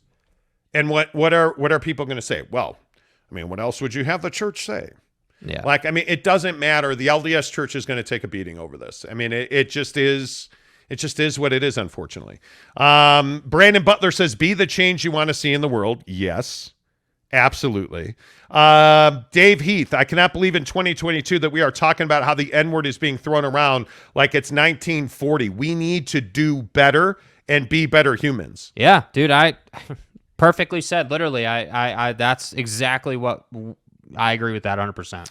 Casey Finlinson says, in my congregation, we teach that all are God's children, which is what, talking to an LDS friend of mine last night, that's what he told me. And I do think that there is some, nationally, someone in, let's just use New York City as an example. Someone in New York City hearing Tom Homo say, hey, we need to be better as children of God. I think that there are some people who get a little burnt out or a little perturbed by the children of God portion. I think there are many people who would just love to hear Tom Homo be like, hey, yeah, we need to be better as people. Like children of God or otherwise, this is completely unacceptable. But he's right. If you are, but think about it this way. Yeah. if you are a God-fearing Christian, Yes. this behavior cannot stand. Yeah, totally. Totally. You should be outraged as a Christian I just think some that people this have behavior happened. I think there are some people who just have trouble with the religious piece, and I would encourage you not to get burned out on it or perturbed by it. I think what you have to understand is it is literally a fabric of life for people in Provo. That, it just is. I think Christianity as a convenience is very real for some people. It's a plague across all faiths, right? There was one of the things we talked about earlier this year was the drive by the church to make Sunday, a truly holy day. Like, right. Like you shouldn't be going to the grocery store, you shouldn't be working or Well, making we other saw people the impact. work, and Yeah. I think those things that happens in our community regularly. But we have to call out if we are a community of faith, right? So if the LDS Church is a community of faith, you have to call out Christianity as a convenience. Yeah. And I think the term Jack Mormon is a horrible term. Mm-hmm. But what it stands for as, hey, I just want to say that I'm Mormon so that my XYZ or I get this or I get that, or Christianity, Mormonism, faith by convenience has to be called out. And it's absolutely part of this. Yeah. It's absolutely part of this. It Yeah. is. Barfing Chicken says, telling a child to avoid being racist won't stop them from hating people.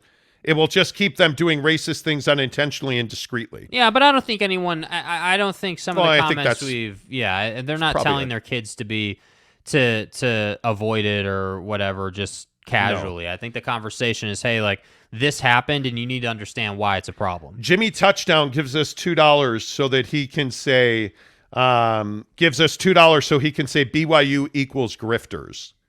You're going to have to explain that. Yeah, what does that even mean, bro? Mean? D. Bishop says, I've never given money to any social platform, but I am today. Great job, guys. Never bury your head in the dirt and be true to our hearts as a nation. I agree with that. Yeah. I agree with that. I think it's just really important that you guys listen. When things like this happen, we got to talk about it. You have to be able to openly and honestly discuss this stuff, because when you're like, nah, this is a sports show, like, if you're going to run from these difficult conversations, nothing's ever going to change. Young black women are going to come to Provo to play volleyball and they're going to get abused. And as a community, are you okay with that? I'm not okay with that. Yeah. I'm not. Like, I just think we have to be better than that. You know what I mean? Like, we can't not talk about things because it makes us feel uncomfortable, or we can't not. Furthermore, the other thing and not to be redundant, but I think this conversation matters, not talking to our kids about this stuff and not having open and honest discussions. If you are on the side of, hey, racism cannot stand, do you understand that people that are racist and hold racist beliefs talk to their kids about this on a daily basis? Yes, it's teachings. You understand that, right? Like, so as people that, and I can only speak for me, and Jake is my son. Like, I can tell you, we talked about this during his childhood. We talked about this last night when we were getting ready for the show. Like, we talk about this stuff on a regular basis because you can't just let it permeate and continue to going, whether it's shootings or issues with cops and equality, or, this young black woman at BYU being racially abused, having her life threatened. Mm-hmm. Hey, son, this is why we can't have that. Get your life threatened at a volleyball game. It's crazy. Like, it's crazy. How? Yeah, I don't. How does that happen? I don't understand it. All right, let's switch gears as we talk about this situation in Provo on Friday. Real quick, I want to play this bite from Tom Homo again because I think it is really important. I want to make sure that people hear this. Tom Homo, obviously the athletic director at BYU. I want to play this one part of what he said because I do think this is critically important. I asked that everyone at all of our games that represent BYU, that you will have the courage to take a stand and be able to take care of each other, and more importantly, our guests who we invite to come and play here. so that we can be disciples of Christ and show it in every way. I love how Cougar Nation, how The Rock, and all our fans are incredibly in support of our teams. Cheer them on as loud as you can, but do not cross the line where you would hurt or harm anyone in any way. Love you, Cougs. Thanks. That is BYU Athletic Director Tom Homo. A pleasure to welcome in Guy Holliday, former wide receiver coach at BYU. Coach, first of all, great to see you, sir. I appreciate you joining the show. What are your thoughts when you hear this situation about this young woman from Duke being abused because, frankly, she was black, and you hear Tom Homo's words on Saturday after that happened? What is your reaction to that? Well, obviously I know Tom Homo well. Knew him before I came to BYU, and I do know he hurts deep inside. I mean, some of Tom Homo's closest friends are people of the nature of Ronnie Lott. I know him and Ronnie are super close. Ronnie came back he came up to BYU when I was there. It hurts me. It doesn't surprise me, and I'm not saying that because it's at BYU. Let's get that squared away. My time at BYU, I never had an incident. I never had anything remotely close to that. But what I am saying is that we're in a dangerous place in our country right now, where it is just popular to say whatever the hell you want to say, and that's the way it is. And I think it started with a political sector being, leading our country through name calling. And regardless of what your political views are, there's just a certain way, if you're a politician or if you're a professional, that you carried yourself, and you didn't allow it to become personal. Now everything is so personal. And so it's disappointing. But let's not bury our heads in the sand, as people, as my mother would say back when I was a kid. And we've had incidents at the Utah Jazz game. We've had incidents, obviously, up in Davis County.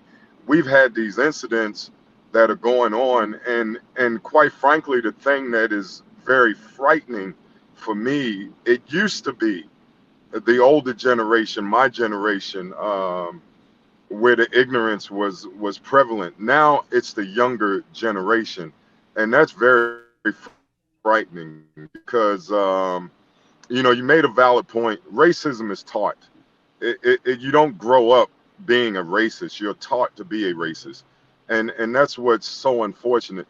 And in a university like University of Utah, where I believe, and I don't know the exact statistic, but I believe that the minority population as a whole is 1%.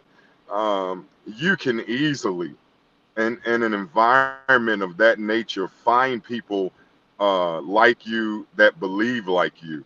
And it was 1978, I believe it is, when the church said that African Americans or people of color, and I don't know the exact rules, whether it was African American or black people, African, right. I don't know, we're allowed to gather or gain the priesthood in the church. And so we're talking about less than 30 years ago. So there's still going to be sentiments, whether it's right or wrong, they're not going to be accepting of that.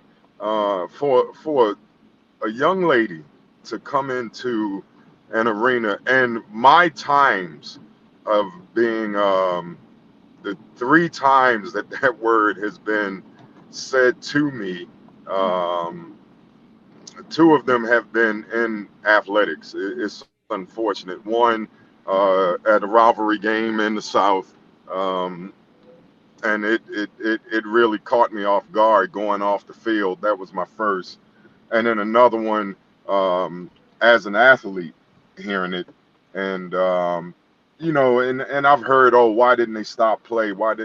because you're taught as an athlete, you play the game, and you hear a lot of things. That word is obviously one of the most repulsive things that you can hear. But man, I've heard a lot of things that are quite frankly disrespectful, and you learn to take it. I just think that when you cross the line, and let's obviously the line was crossed. Where I'm more disappointed is the fans should have been removed during the game. I think I get it that you pay a price and you give it. You still don't get to say whatever the hell you want to say to people. You Yeah. don't get to demean people. And I get all the arguments about, oh, the word is used in cultural means and it's accepted. I'm not for the word period. I want to get that squared away. But just because somebody else uses it, you know damn well it's wrong. Okay, Yes. you know it's Yes. offensive, and you're using it in an offensive matter. If you call me boy, I know what the word boy means in my childhood. I know when you're referred to that. Yeah, my mother can say, boy, you better get up and do something. And as a grown Right. man, if she said it, I would still respect the fact that she's my mother. But just walking down the street and the guy calls me a boy, and you know the context that the word is being used in. Um, I'm just really disappointed. I, I I'm I'm speechless. I just can't imagine a college student or saying that. It just blows my mind. But Yeah. the underbelly in our society is there. The underbelly is on every campus. The thing, one of the reasons why we can't accomplish anything, and you hit on it, is because we refuse to acknowledge it. We refuse to talk about it. We always want to push it away. Oh, this was an isolated incident. Or and what always bothered me about the BYU Utah rivalry, if something oh, that's just a Ute. That's a Ute. That's how a Ute would do. And Yeah. now that Yes. we have it at BYU's campus, oh, that's just the Mormon church. That's what they believe. Hell no. It's not about BYU Utah. It's about people. It's about, yeah, there's some, excuse my language, some sick asses in the Mormon church. There's some sick asses in the Catholic church. There's some sick asses in that go to University of Utah. There's some that go to BYU. There's some that go to Weber State. There's some that go to UVU. It's not an Yeah. institutional problem. It is a problem within us, and we refuse to acknowledge it. We refuse to talk about it. I'm not a Twitter fiend, but I've read the comments after the young lady's grandmother or godmother, whatever she was, came out, and I read some of those comments. I don't believe it happened. I need video proof. Now, why would a person from North Carolina, and some suggested she's running for office, it was political. Like, guys, come on, get over yourselves. They're not, it's not because she was at BYU and they have something against, trust me, a student at Duke could care less about BYU. And I know that may piss some people off. A student at Duke could care less about University of Utah.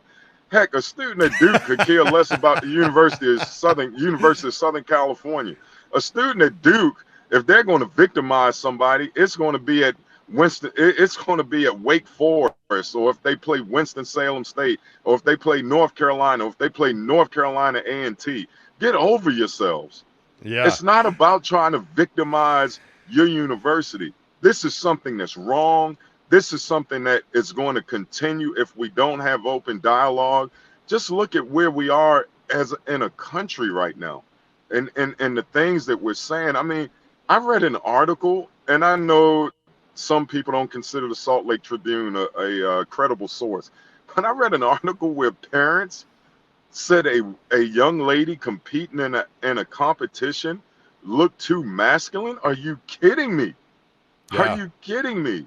How can you, as a parent, do that just because your child got beat? So now the Yeah. other young lady has to, let's stop. I get all the other arguments. I understand transgender competing. Those are, but just come out and say, oh, she looked too masculine. God, we got to get over ourselves, and we got to get to a point where we can sit down at the table and talk. And I know BYU has an African American student population or group that they recorded some things, posted them, and you know, people didn't watch or didn't hear the honest responses from some of these young kids. And they're being taught and they're being led by us. This is on us as adults.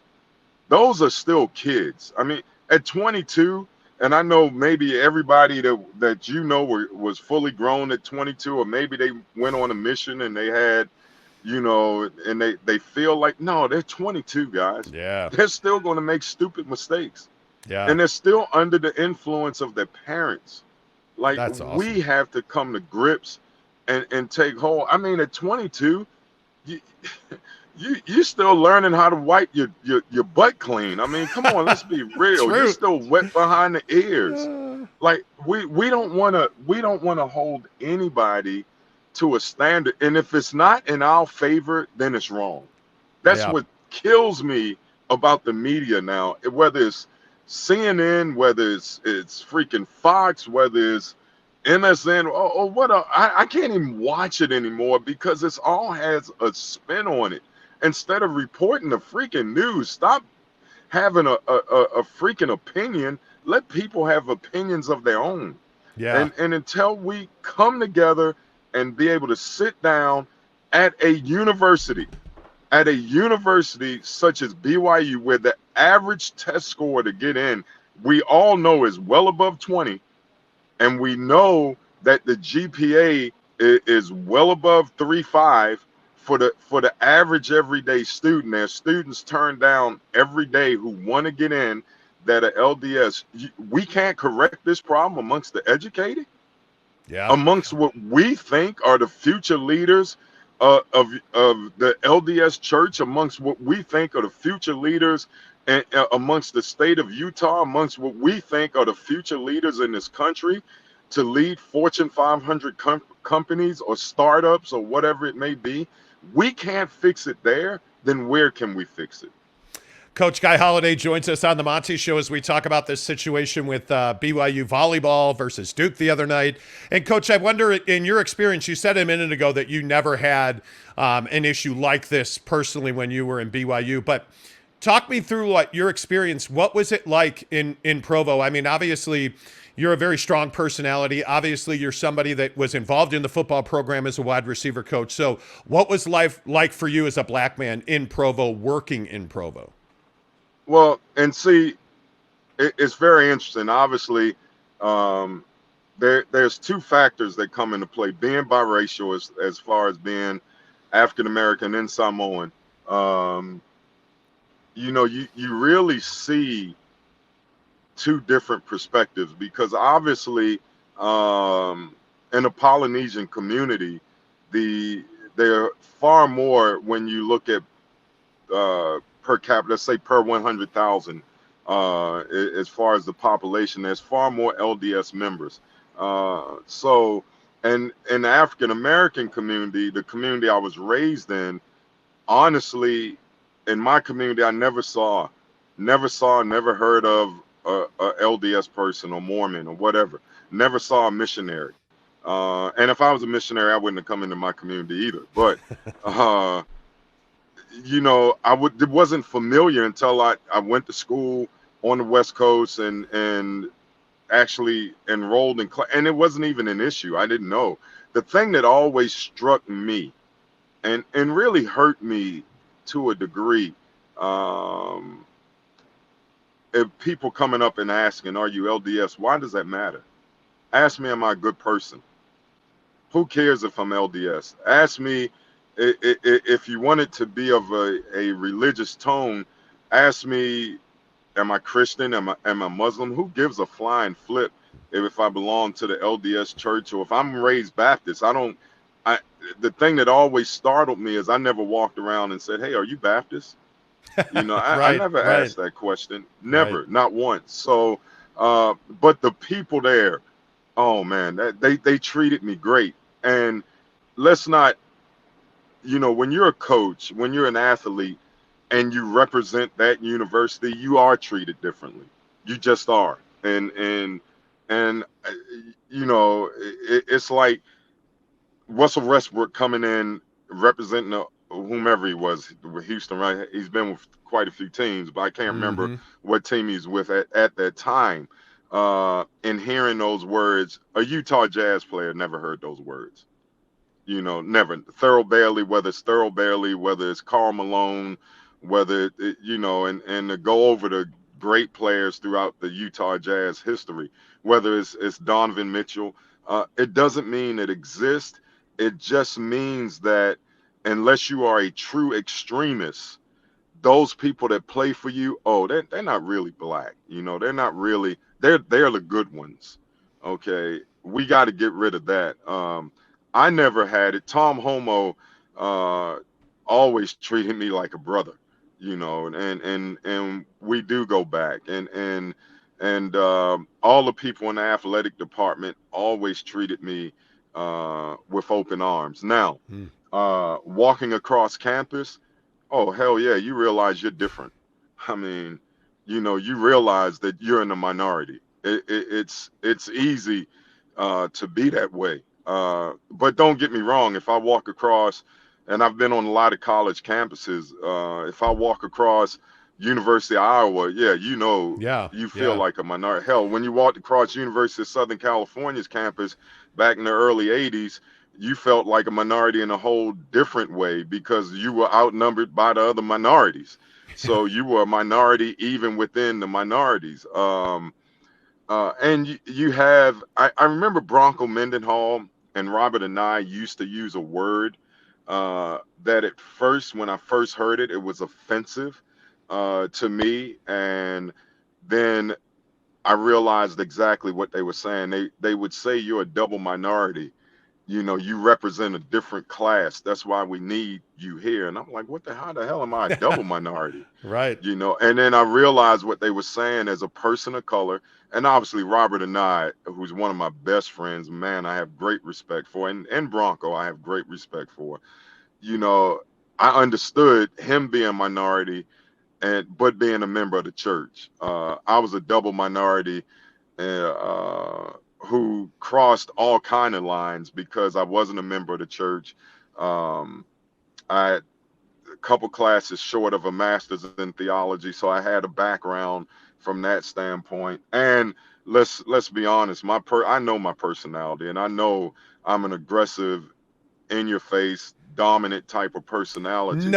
That No. that that may have made me a triple minority. So, uh, but at no point at BYU did I witness this. Now, in the state, there are some places I went recruiting, um, and I wasn't at BYU then. I was at the University of Utah, where we would do a blitz, what's called a blitz, and we would blitz the state. And there are some places that I was assigned to go into. Oh, I could feel some tensions. I could feel it. I'm not going to, and there's a school in Utah County that not in Provo or Orem, that's a little bit further out, that I could feel like, who is this guy walking in? Um, I Yeah. definitely going out to Roy High School. Uh, I didn't, but the people at Roy were totally different. They have a cross section, and it was great to go into Roy High School. I mean, this is where Jim McMahon went, who I knew, and a lot of different athletes. But you really saw a cross section of people that are just different. And then to go up to Park City, where I don't even know if Park City's in Utah. That whole demeanor is Yeah. totally different. So it is really a state that has pockets of just some they don't see people of color very rarely, and when they do, um, a lot of those people of color who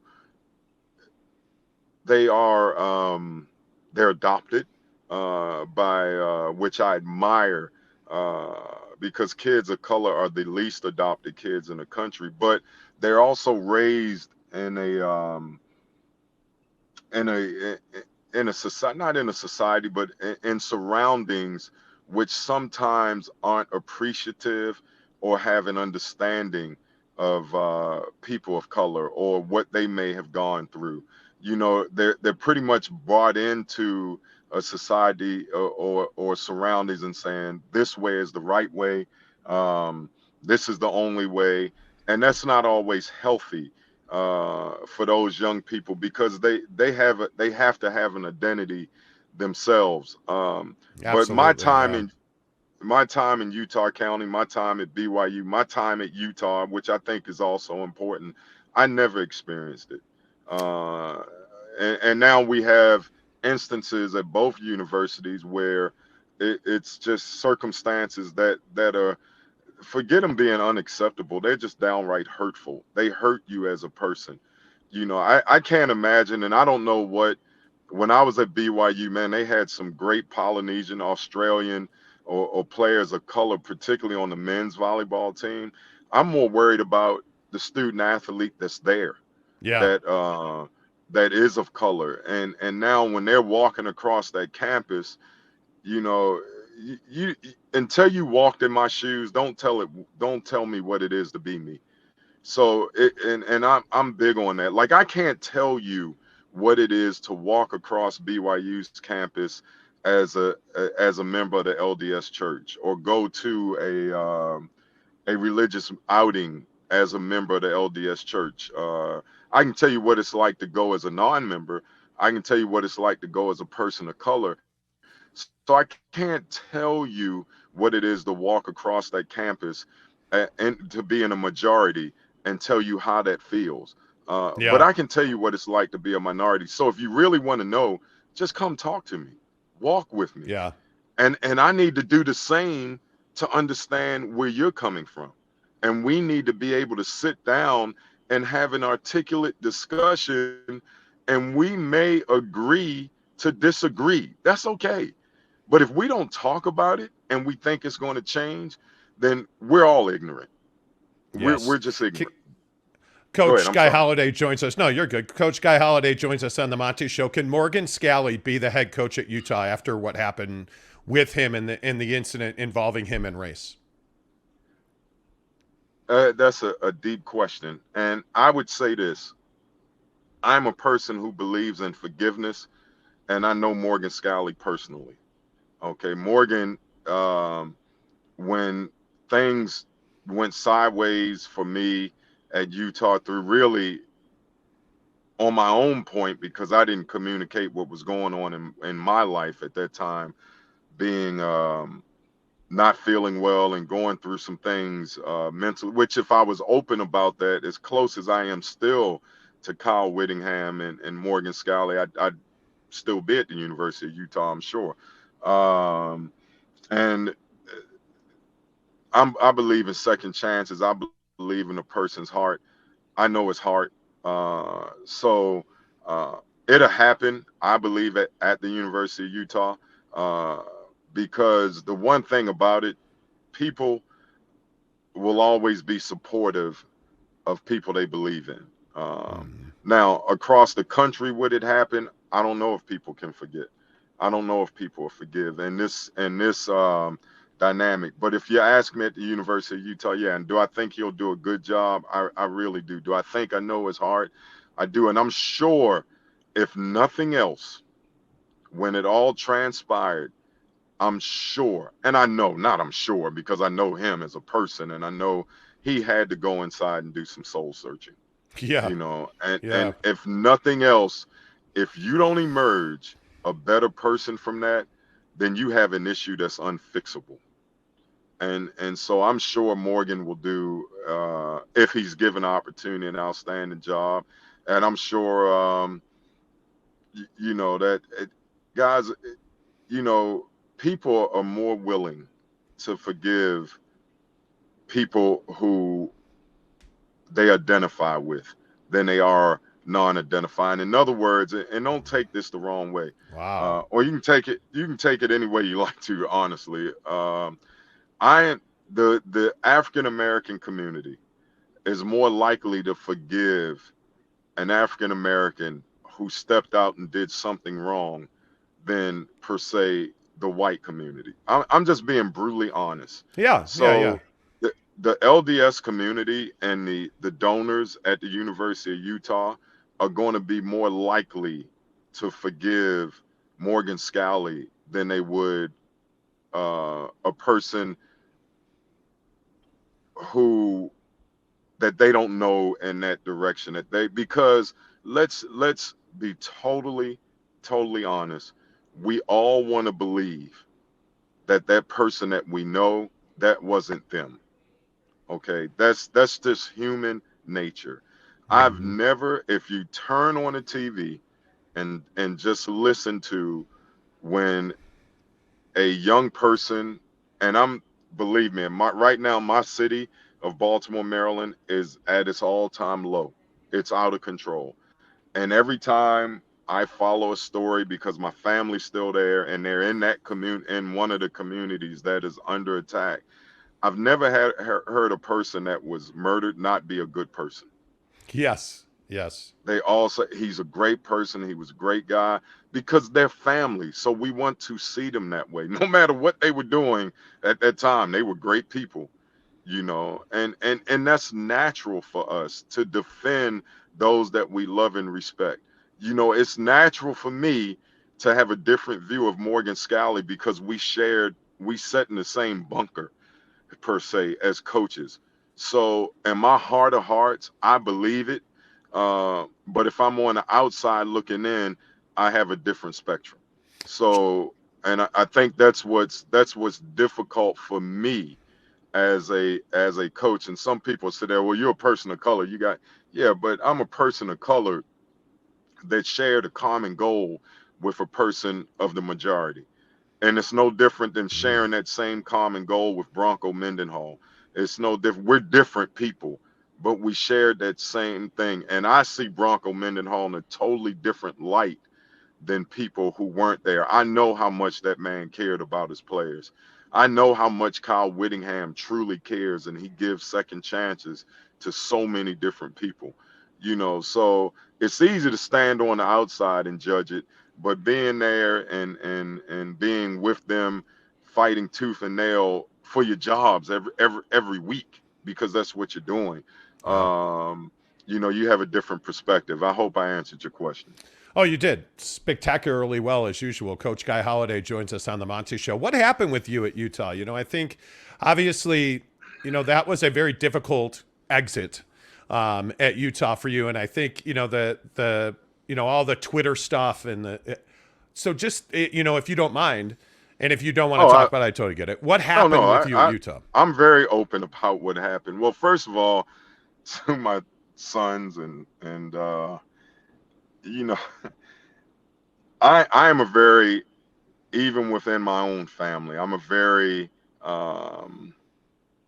when it comes to certain things, I keep things to myself. I only share them with my wife, and I always tell her, okay, we need to keep, but some things had gotten away from me. I didn't have the same energy. So we lost a couple players to transfer portal. We had I had another player who had some issues, and I was doing everything I could to help him. And then we had two receivers who I recruited that they stepped out and they just did things accused of some crime. So I think on the outside it may appear the guy is losing it. Doc, as most people call me, he's something's wrong. He's not into it. He's not the same guy who didn't have energy. Well, nobody knew that I had a system in the back of my neck that was pressing on the stem of my brain. And I didn't know it at the time. I didn't know how severe it was at the time. Because what are we taught? I've been a gladiator all my life. From the time I was 6, I've been in the game. You're taught, hell, you got to fight through it. You got to get through it. Like you got to battle. So I was battling the best I can. I remember having a conversation with Andy Ludwig, and he was like, Doc, what's wrong? Like we played Washington State, and it was a couple weeks after. He's like, you're not the same guy. And I'm like, I don't know what's wrong. Maybe it's the COVID thing. Maybe it all took a mental toll, which it did. it was just a situation where I wasn't healthy. I didn't share it with my sons. I did not know how bad it was at that time until I went and got some real medical advice, and I had it removed. But essentially, I wasn't getting the proper blood flow because of this was blocking or was putting pressure right at the base, and it was football related injury from years ago that just developed and it moved in the right time. So, Coach Witt made a decision, and I'll say this: I won't say uneducated. He made what he thought was the right decision, and then, I'm really good friends with Witt and Mark Harlan, the AD. So, even before they knew, Jeff Rudy, who was a really good friend of mine, as an assistant AD, he knew something was wrong, and he would say, "Doc, something is wrong, man. You're not the same DOC, And I'm Yeah. like, man, I'm hurting, Rudy. And I would tell Rudy I'm hurting. And finally, they kept my benefits in place, kept me on contract, which most people don't know. Um, all I ever cared about was my players, and so I just wanted to be there for them. But at some point, you got to be there for yourself, and I Yes. wasn't there for myself. So after, which will be my second season off this year, I'm fully healthy. I'm ready to go.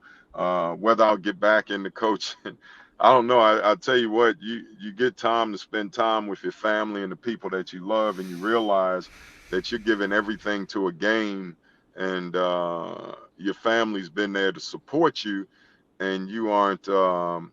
You're shorting your family all the time, and so I think I may, but to be honest with you, the whole NIL, the transfer portal, I mean, we lost two really good players in Samson Nakua and Brian Thompson, and I've been knowing the Nakuas for years. Yeah. When Kai obviously came to BYU, the middle brother who I thought was more talented than Samson or Kai, and so I knew the family, and that hurt me. But I understood because there was some things that he was going through, that he had to address. And he sent me a great email when he signed as a free agent, or reached out to me on social media. So, that, and then losing Brian Thompson, that was two of our top players. And sometimes, the outside influences now. So, I mean, you got guys reaching out to kids, you got trainers, you got NLR guys. They need to be doing this, they need to be doing that. Um, and really and truly, you know, both left and both didn't have the career that they thought they would have. I'm sure by leaving. Sampson, who was injured at Utah quite a bit, got injured again at BYU. Always spectacular in the moment. And then Brian Thompson transfers to Arizona State and really almost disappears. And he was our Yeah. number one guy at Utah. So, but in talking to both of those kids, um, they were influenced by outside influences, and you always think the grass is greener elsewhere, and sometimes it just isn't. Yeah, you got to water the So grass that you're standing on, you know what I'm saying? yeah, my mother used to always say, "Don't farm another man's land, because if you're out there farming his land, then your land is dying." Uh, Yeah. so it But is. you have too much to give, coach. Yeah, I see, and I don't know you personally, but having covered you and having talked to your players about you, I mean, I just think you have too much to give to those individuals. It would be hard for me, from my perspective anyway. And again, obviously I don't know you personally, but it would be hard to think that you're never going to give to a player again, or that you're never going to coach again. That seems almost unfathomable to me. That's probably you sound about like my wife. Uh, I think those who know me, they know that I always have a saying: I'll never let you cheat the game that saved my life. And so there's a side of me that feels like I'm cheating the game, because I do feel like I have so much to give young people. I this game got me up to this game got me to get a college degree. And this game always talk about, people always want to know your background as a player.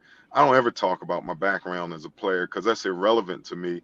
What I always wanted to talk about is the players I coached. Um, Hell, I haven't put a uniform on in over 30, what is it? Close to Easy 30 years now. now. And Easy so, now. yeah, yeah. So, but I'm working, I have a facility in Phoenix, Arizona, where we're training kids. We're opening a facility. But even then, I was on a high school sideline, just watching a game on Friday. And man, that blood went through me, and I was like, "Oh my God, I got to get out of here." I'm like a cocaine addict right now. I want to get out there and freaking get involved. And I'm watching this kid do this, and I'm like, "You got to be kidding me! That's not how you do that." We got to coach you got to coach your kids better. And I even went to a youth league game on Saturday and watched as one of the kids that I've been working with, and I'm listening to the coach just howling and screaming, and I'm just sitting there going, well, if he's doing that, you didn't teach it. Now you can blame him, but you got to figure out a way to teach it, to reach him versus just telling him. That's one thing that we love to do. We love to just tell people what to do, but you reach people.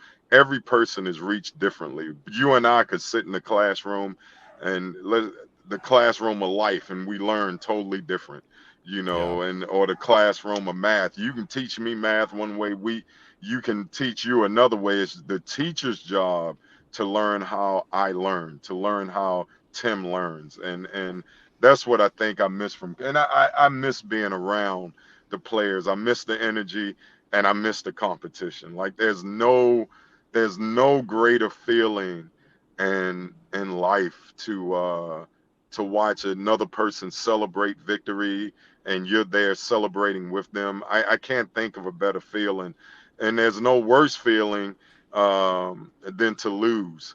And that's Yeah. that's what you miss. But you miss the bonds of being in the bunker, like I said, with Morgan Scally, or being in the bunker with Aaron Roderick at BYU, who I know well. You miss those relationships. You miss putting your arm around a kid when you know he's struggling at home, and you can identify because you had those same struggles. And I wish, like right now, I would love to be in the heart of BYU's campus. I would love to talk to the person they barred from, and I would love to talk to the athletes, both of color and non-color. Um, just to say, hey guys, this is, you know, we got to talk about this. We can't Yeah. keep saying, "Oh, this is the minority." We know this is the minority. Well, let me tell you something. We have a problem right now of people just killing people in our country right now, and we can sit there and say, "Oh, they're in the minority." Yeah, they're in the minority until one of those people affect you personally.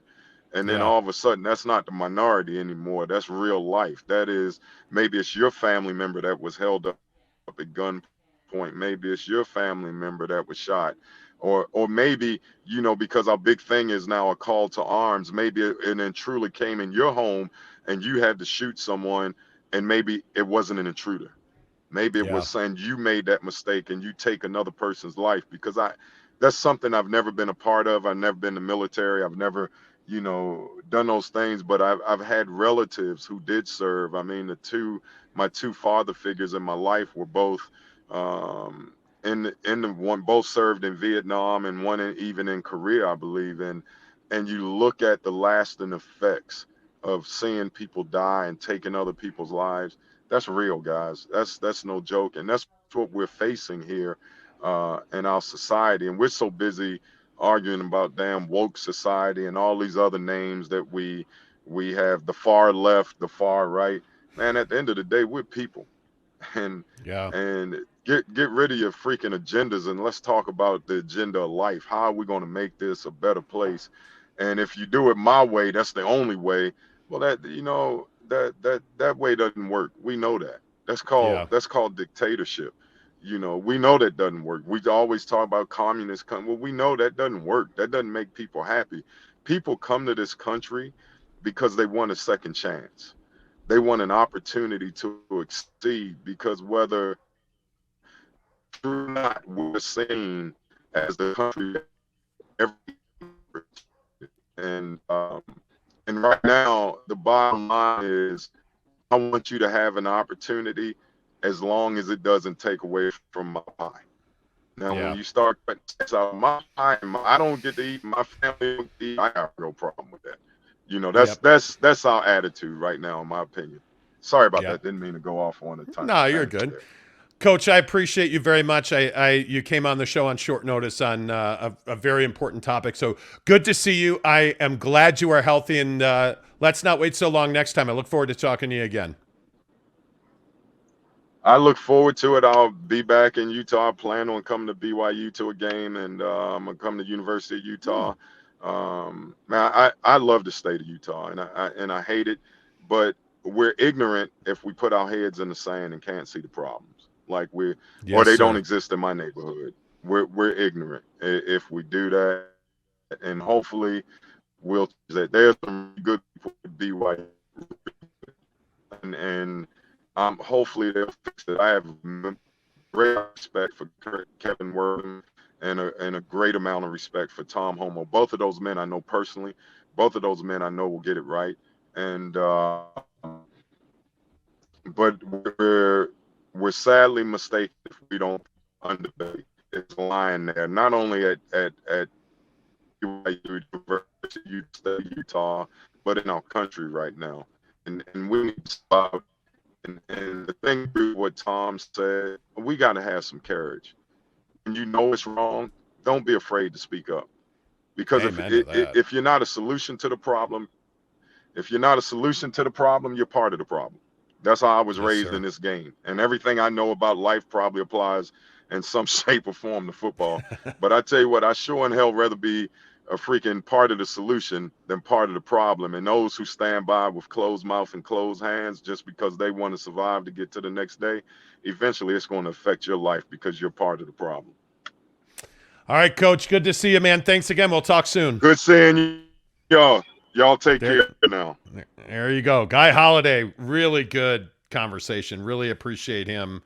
Man, I mean, the perspective there, Jake, that you see, and the conversation that you see there. I mean, I just think his words are so important, and I think obviously his perspective is. I mean, when you come from his perspective and his way of life, I think you just look at things differently. Yeah, absolutely, and I think that's why we have folks like Guy Holliday on the show. I mean, I think that perspective is the key to conversation. I mean, his perspective is what allows him to have the conversation the way he does, and I think that's incredibly valuable. And I think that, again, we've had this, we're, what are we, 2 hours, almost 2 hours into the show on this conversation, and I think it warranted it today. And I think, I mean, I will definitely be rewatching that interview again, because I just think there's so many bits of gold in there and so many great talking points that it's just incredibly valuable, man. And that's why you have to treasure guys like Guy Holliday, because they just understand it. They've been through certain things, and like you said, they have that perspective that you just can't replicate. Totally agree with that. Hey, the other thing you can't replicate is the Shamrock Series. We are sending you to see BYU and Notre Dame in Las Vegas, and, it's coming up fast. We're going to be at Barbecue Pit Stop in Lehigh on September 17th, Saturday, September 17th, doing our Football Saturday show, leading you up to kickoff of Oregon and BYU. We're going to all watch the game together, and then at halftime of that game, we're going to draw the winner of that trip for two to see BYU and Notre Dame in Las Vegas. We're giving you 2 nights at the Palms Resort Hotel and Casino, 2 tickets to see BYU and Notre Dame at Allegiant Stadium in Las Vegas, and a $250 gas card to get you there. All you have to do to enter is, again, this week and next week, that's it. Get in. Go to Barbecue Pit Stop. Any of them in Logan, Lehigh, Layton, St. George, and in Murray. There's a box on the counter. Fill out the slip, drop it in the box, and then we're going to bring all those boxes on September 17th and pull a name. And when you go in there, check out Barbecue Pit Stop for all of their smokers. Man, it just is amazing what they have. No matter what store you go to, like when we were up in Logan, we had a great time, watching. They have a full-time butcher at that store. Mm-hmm. Most of the stores have a meat counter that you can get wings or brisket. Or, for real. Yeah, absolutely. All of the seasonings at Barbecue Pit Stop, incredible. Anything you need, check them out online, bbqpitstop.com, bbqpit, bbqpitstop.com. Check them out. All of that stuff that you need. And, of course, our entire program with the BYU Notre Dame drive away to see the Shamrock Series in Las Vegas is brought to you by our good friend Devery Davis at Academy Mortgage. Devery Davis with the Davis Lending Team, powered by Academy Mortgage. All right, first-time homebuyers, listen up. This one's for you. There's a huge misconception on how much it takes to buy a house. Is it 20%? Is it 10%? Is it 15%? The answer will surprise you. There's 4 mortgages in the United States. 2 of them require no down payment. 2 require very minimal down payment. Out of that down payment, there's lots of places to get it from. There's state funds, county funds, city funds, lots of ways to buy a house, no money down. When I was 18, I got out of high school. I actually bought a brand new house, no money down. Never regretted it. If you have questions, give me a shout. Glad to walk you through it. Have a great one. Devery Davis, 801-543-9666. Devery Davis, NMLS number 278545. Devery Davis and Academy Mortgage are equal housing lenders. The biggest story in sports this morning, I think probably there's little doubt that it is this BYU Duke volleyball situation. If you're just tuning into the show, Coach Guy Holliday joined us. Great conversation with Coach. He said that while he was at BYU, he never had an incident, never saw anything personally like what happened at BYU volleyball on Friday night. Just a really good conversation. We'll have that up on the channel here at YouTube and on our podcast after the show, so make sure you check that out.